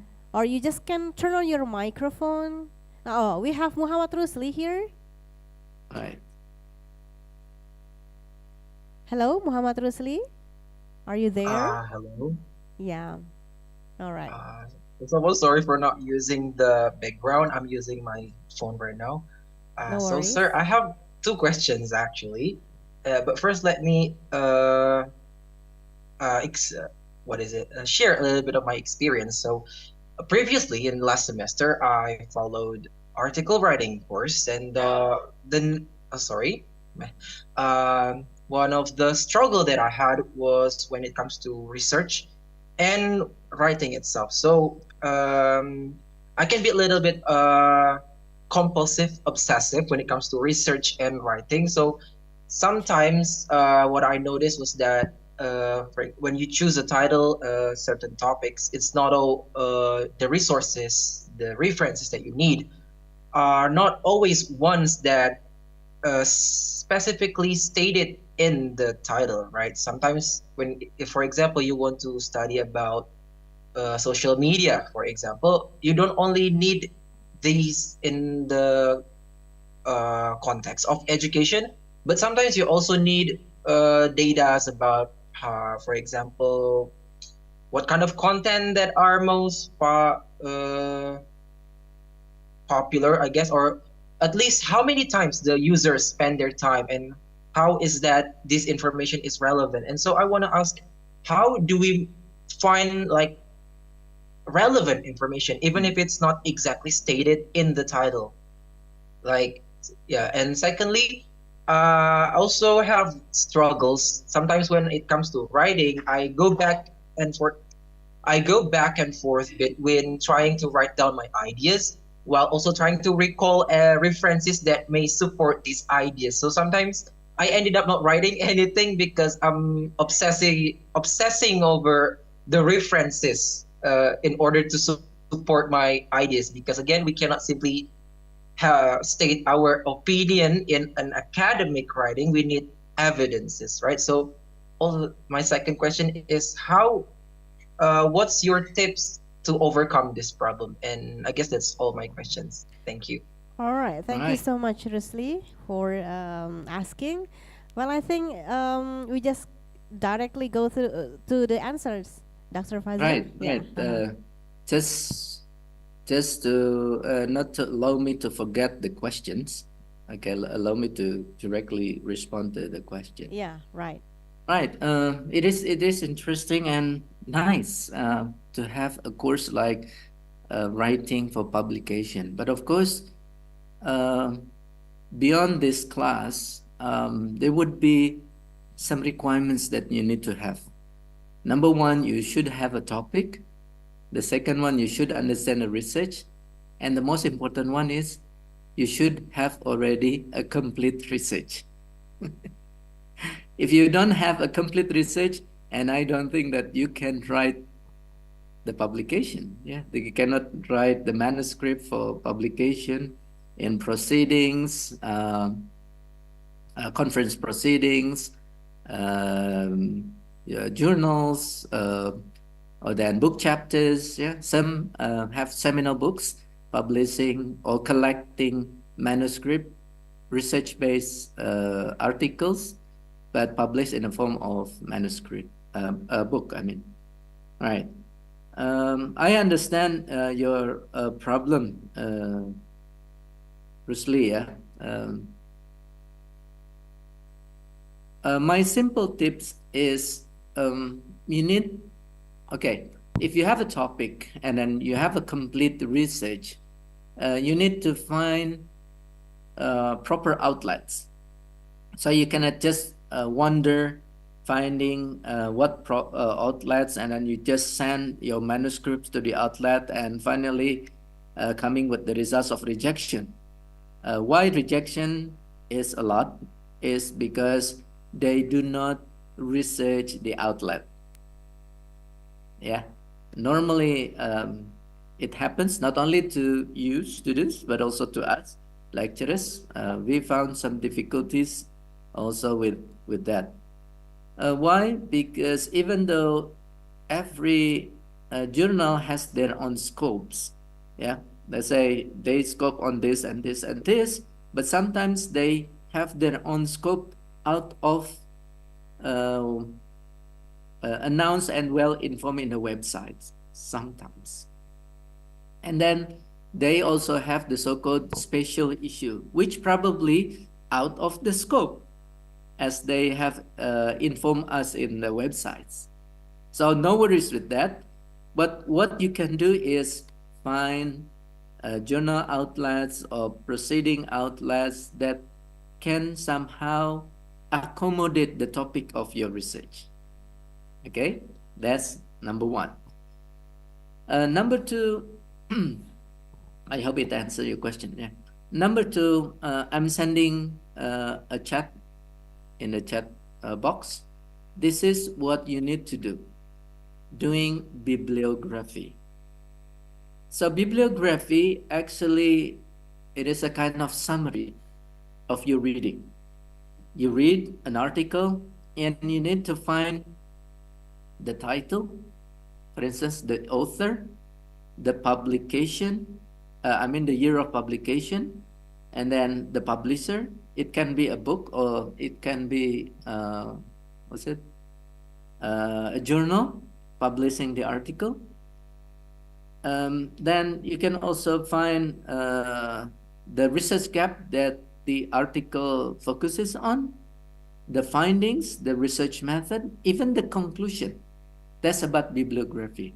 So by this bibliography, normally they can help you with making scope of what to cover and what not to cover. You know, not every manuscript or article published in journals, proceeding books can help you with the article that you are working on. So you need to have somebody to look at those things. I think it is okay if you can collaborate with somebody else. So this is what I once did with my students. We focus on reviewing a topic on professional learning communities, for instance. Yeah, and then we work in groups of 3 at a time. Some working with finding sources on some journals, and the other 2 groups are working with finding from other journals. And later on, we come up with the findings of each, and we talk about the bibliography first. I personally check every single bibliography, whether they are relevant with the topic of our research or not. And many were not relevant. You can imagine that. Then, after reviewing a bit, and then we start talking about finding the topic, the relevant topic. Then, yeah, finally, the article was published in a book chapter, published in the Routledge. Alhamdulillah. Yeah. So my students are very happy because their name is now in the Routledge. Routledge is international reputable publisher. I think you or your lecturers are well aware of that. Yeah. and their names are there as the author. Yeah. Okay. So I do expect that they answer your questions, Rusli. Pretty much, sir. Thank you very much. Anytime. All right, thank you so You much. can chat me later on if you still need to discuss further about your research. Yeah. Okay, so you've got the offer already from Dr. Fazri to have further discussion. Thank you so much, Dr. Fazri. Yeah, feel free. And yeah, later maybe we're going to share the contact or the email of Dr. Fazri. Right, right. All right, thank you. WhatsApp will be faster all than right. email. Okay. Next, we still have questions here from Omar Zidan Abdullah. Yes. Yeah, please, Omar. All right.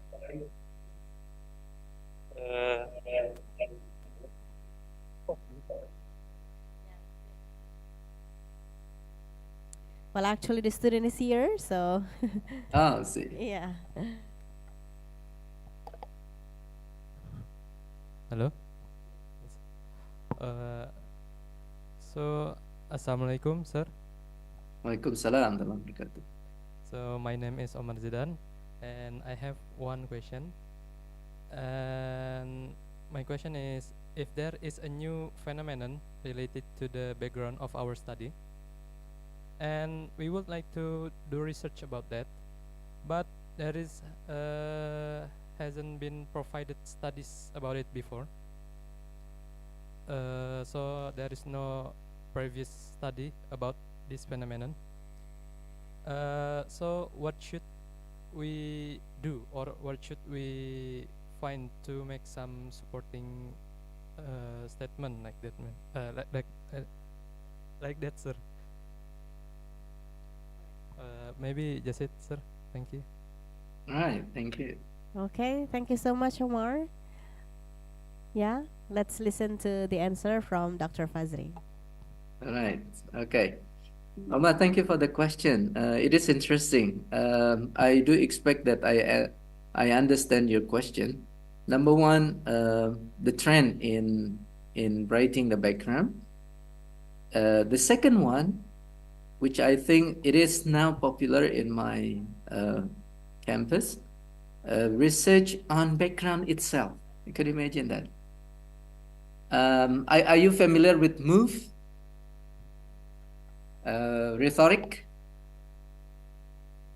Omar, are you familiar with that? I'm sorry, no, sir. Oh yeah, okay, no problem. So MOVE in this case is how somebody expresses themselves in writing. Then actually it can be the focus of your research. Actually, I could share you this because one or two students of mine once worked with finding out how the MOVE is used in the background. So if you have a research report like article, for instance, and then thesis, then we can just go to the background and find out how the MOVE works. Normally, I think your lecturers are familiar with swells. Yeah, the rhetorical MOVE, how the MOVE is explained there. Yeah, let's say some probably love just to focus on the study aims. So they start with the study aims. All right, that's one type of MOVE. The next one, as I mentioned in the introduction section, talking about the background, we talk about the issue first, and then later on leading to the aims of the research. That's another MOVE. So this is actually the study of background.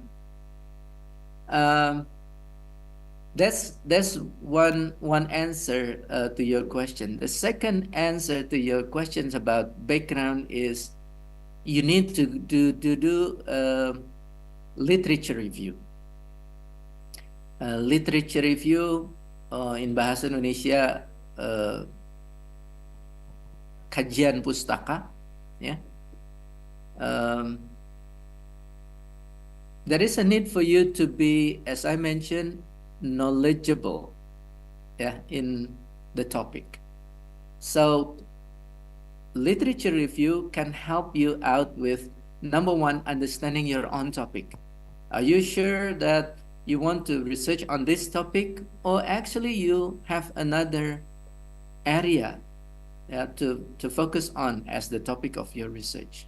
I think it also addresses Prisley's question, concerning the focus of the study. If what the literature review finds for you suits your research context, then you can go on with the extension of your research. You need to find as many relevant findings. So when you talk about literature review, there are at least three criteria that you need to address. Number one, relevance. Yeah. So you have to make sure the sources are relevant with your topic. If it is just relevant, probably you can just put it aside. If it is just relevant, you should make it sure that it is highly relevant. Yeah.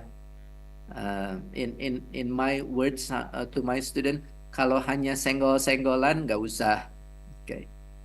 It is just relevant, but you have to make it highly relevant, to find highly relevant sources. The second one is credible. All right. The sources from Semantic Scholar, from Scopus, from Simago, from Clarified Analytic, from Web of Science, from Sinta are considered credible. Okay. Then you can just use them in your literature review. If you check from those websites, from the search engines, but they are not there, I think you can put it aside again. Yeah, you need to find more credible one. The last one, especially if you considered previous research findings, then you need to find a more current research. I think your lecturers have informed you that the most current one would be last 10-year publication, right? Okay. To me, I teach my students not only to find last 10-year publications, they even have been asked to start with last 5-year publication or last 3-year publication. Okay. Of course, if you compare last 3-year publication would be more current than last 5 publication and last 10-year publication, right? So it would be nice. That's why in my CV, for instance, I love just to put my 2024 publication, right? Just to make me aware that currency is important as well.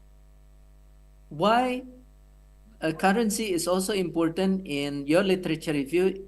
It is because your research will also be current for other people. So make yourself be knowledgeable and resourceful with current findings.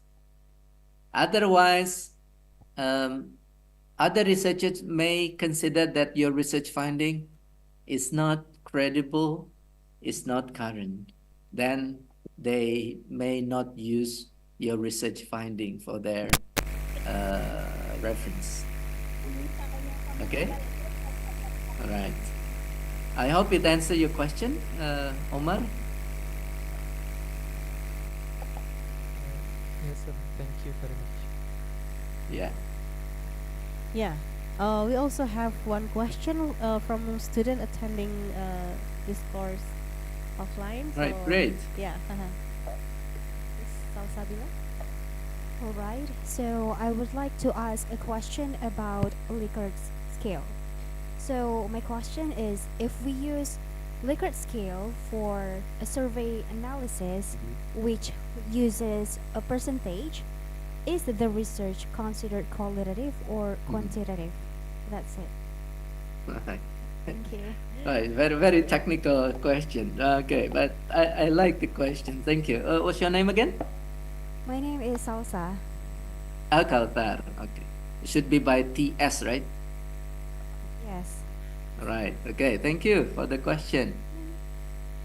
I personally would see it from how you plan to continue with the survey, with the Likert scale survey or Likert scale questionnaires. Are you going to focus on each item to discuss further, or are you just coming up with the percentage only, or what, the tallies? Yeah, only, that's it. Which one do you want to focus on? About the percentage. The percentage only. Okay, I would talk from two sides. All right, the advantage and disadvantage, or from the strengths and weakness.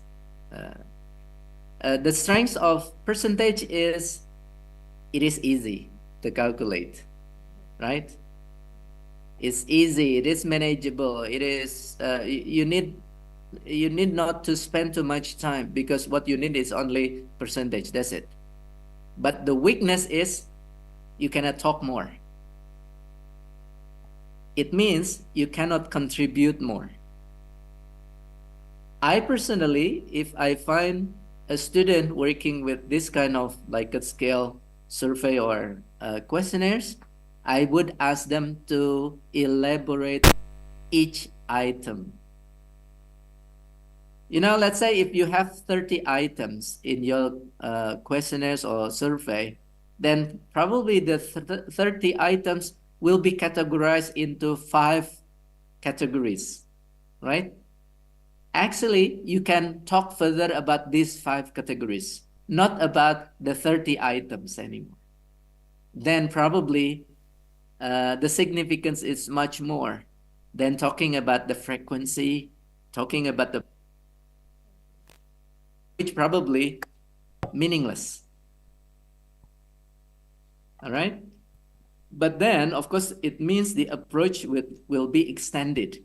You will use the questionnaires or the Likert scale survey or questionnaires by using qualitative approach.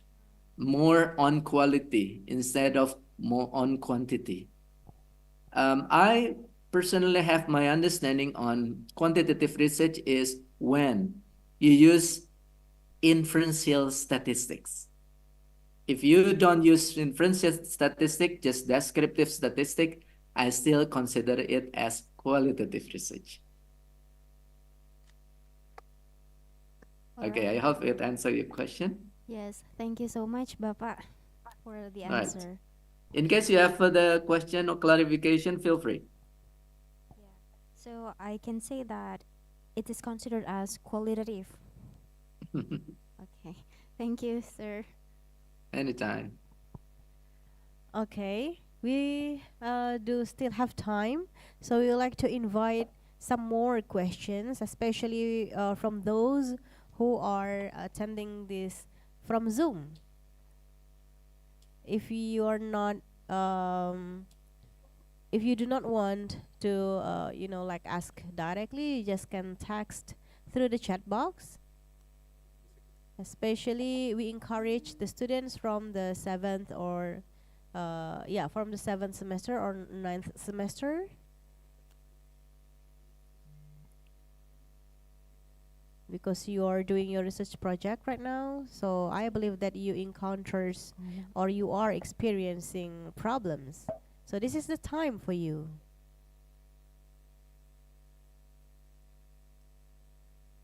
Come on, feel free.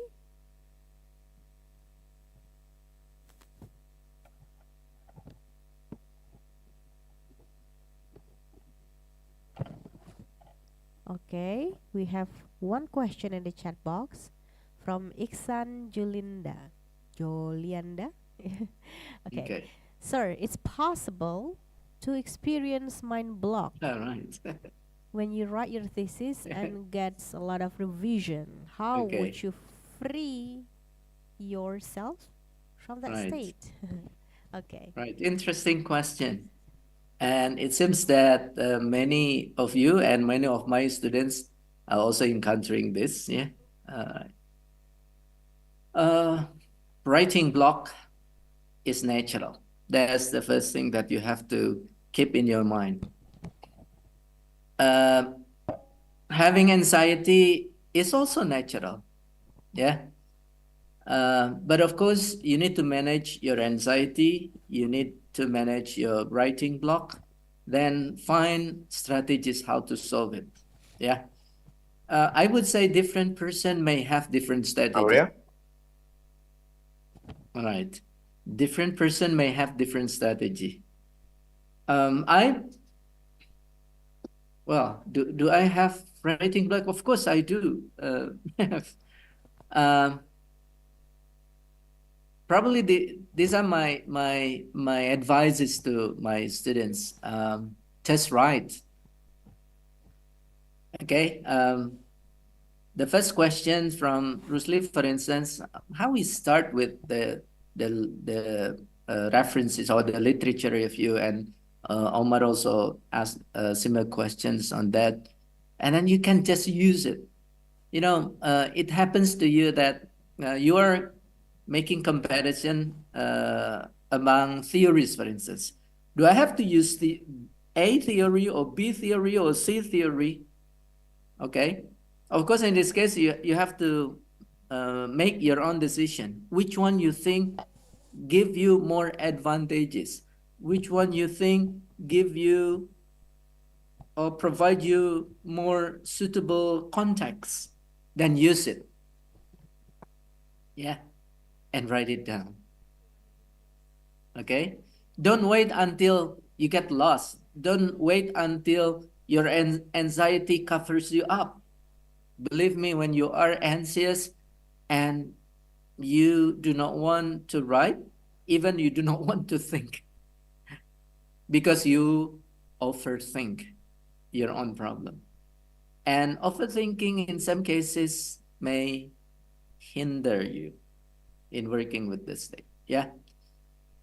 As I mentioned, find a positive environment physically. Probably if you think that you need to go to a suburb just to have sightseeing, or you go to mall to have window shopping, helps you with, do so. Or if you do exercise, swimming, for instance, jogging, running, joining, running a competition, helps you, do it. Yeah. Playing mobile games, for instance, do it. Yeah. Free your mind. But then, of course, you need to be responsible that you should come to a certain phase that you have to stop it and you have to get back to your own business. Yeah. Some students may be in trouble with financial supports. They have to work and do the work. Fine. I also experienced so at your age. When I was in my S1 degree, I should work, because if I didn't work, then I could not finance my own study. Yeah, because I got a scholarship for my tuition, but I did not get any financial support for the transportation, for instance, for my daily needs, for instance, for books, for photocopies, handouts, and so forth. So that's why I need to get to work. Yeah, fine, no problem. But then manage your time tightly. Yeah. Okay. Let me highlight one thing, especially coming to the topic of your research. Come to a belief of your own, based on your reading, based on your discussion, and write it down. Just right. I think I got that phrase from a book in my bookshelf. Just right. Okay. And for some students, it is successful and it works. Okay. All right. Yeah, thank you so much for the answer, Dr. Fazri. And we do still have time, so we would like to invite other students to ask some more questions. And while waiting for the questions, I would like to remind all of you to fill out the online attendance. The link has already been shared on the chat box. So please check your chat box and also fill in the attendance online. All right. Do we still have some questions?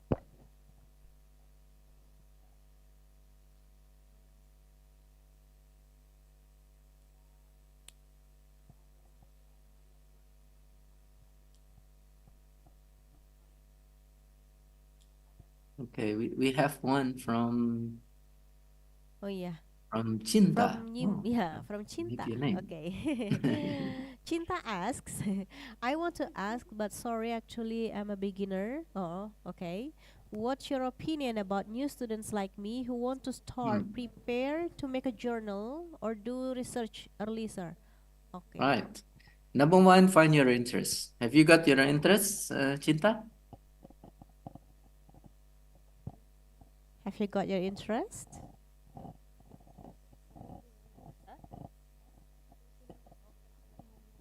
Okay. You can respond it through the in chat the box. chat box if you cannot open your mic. Yeah, maybe you have one topic that interests you. Please write it down.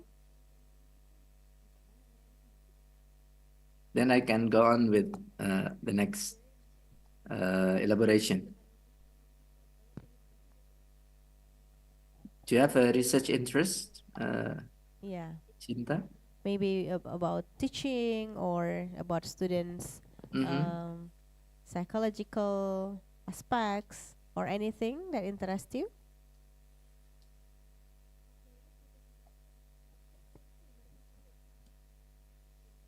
Education management. Okay. Okay. Number one, I'm not sure whether this topic is okay with the study program. So please go to your academic advisor, yeah, whether it is okay. Because yeah, suitable topic will help you in finding the focus, okay? If it is okay, then what does it mean? Because in my campus, for instance, we have also management, let's say management in education, and it's going to be their topic, not our study program topic. Yeah, education management. Yeah, we have management administrasi pendidikan, for instance. Yeah, administrasi has two scopes.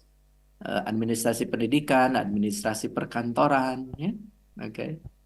So I often say this to my students, jangan ngambil lapak prodi orang. Because our topic will be English language education. So it will be around English language education. Is it okay, moderator, to for me to share again the topic?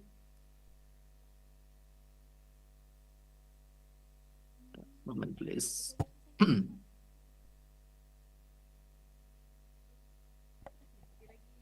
Okay.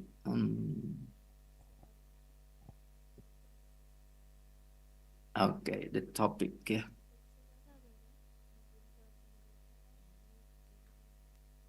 Right.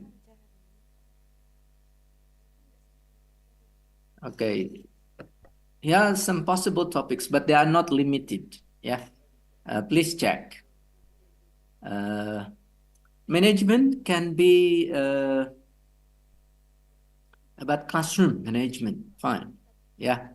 In classroom management, we can talk about teacher talk, for instance. Yeah. Teacher talk, teacher feedback. Okay.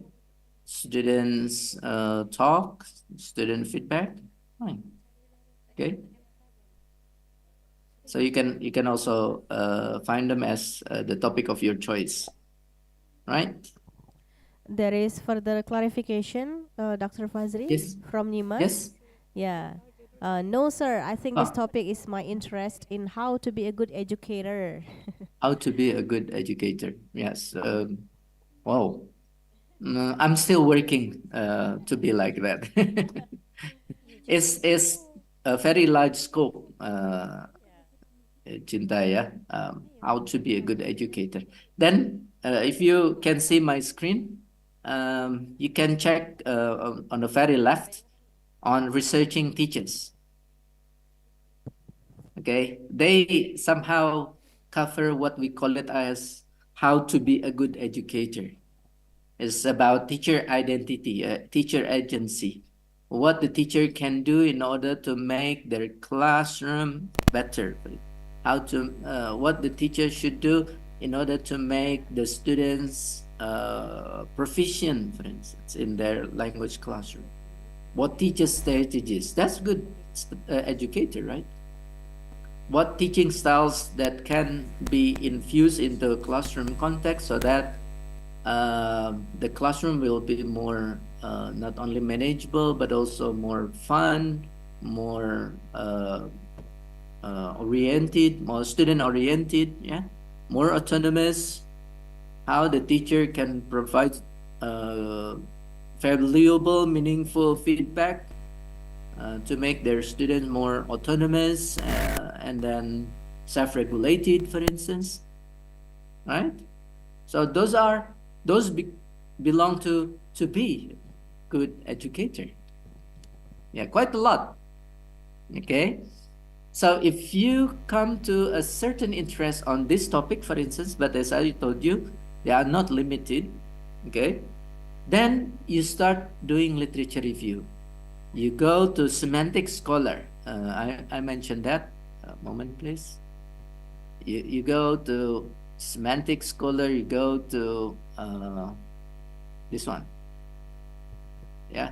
You go to Google Scholar. You go to Simago or Perpustakaan Nasional. Okay. To Sinta journals. Okay. Those are journals that can help you go to the journal, to relevant journal that probably can provide you with relevant information. Okay, I hope it helps. Yeah, thank you so much for the answer, Dr. Fazri. Well, we think that one more question, one last question, if still there is a question. But if there is no question, then we're going to close this public lecture. Any further questions? Okay, since it's already 10:45, then we are going to close this public lecture. Thank you so much, Dr. Fazri, for sharing your expertise, your experiences, your thoughts, insights to our students about the tips and strategies of doing their research projects. And hopefully they do learn a lot of things today. All right. Okay, thank you so much. And I am Novaling Ipetaloka as the moderator. I would like to apologize for any mistakes, and I would like to return back to the MC. Thank you. All right, thank you so much for the active participation. Now, before we close this event, let us listen to the final remark by the coordinator of English Education Study Program, Bapak Eriansyah, MA, PhD. Please welcome Bapak Eriansyah, MA, PhD. Okay, Alhamdulillahirabbil alamin. So we have done our public lecture today on the theme tips and strategies in completing the final project, final thesis. I would like to express my great gratitude to Dr. Fajri, who has spent his time today for us, for all of us here. And I'm very sure that this lecture is very informative and has enriched all of us as the audience and also as the participants in this lecture with a lot of information, especially for the students. So I'm very sure that the students have got benefits from this lecture in terms of how they prepare the introduction and then the literature review, how they select the research methods, and how they discuss their findings. Thank you very much, Dr. Fajri, for your time for us. And please don't hesitate if we will invite you again in the future to give Inshallah, more inshallah. public Thank you. lecture. Thank you. On behalf of our Dean, so please accept our gratitude for your public lecture today. Thank you. Assalamualaikum warahmatullahi wabarakatuh. Waalaikumsalam. Our distinguished guests, ladies and gentlemen, thank you so much for your active participation and excitement during this general lecture. We believe that this general lecture provides you an insight about the tips and also strategies for completing students' final projects, especially for the final semester students. And we do hope to see you again in the next general lecture. I am Salsabila Adawiyah as the MC, signing off. Wassalamualaikum warahmatullahi wabarakatuh. Waalaikumsalam.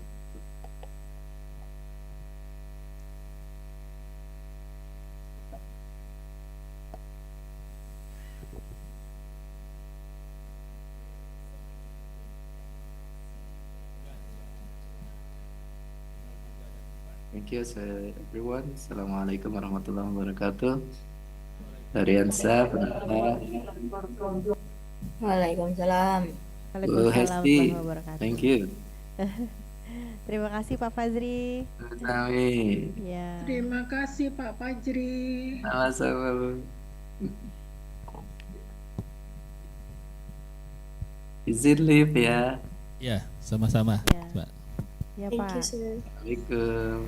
Waalaikumsalam.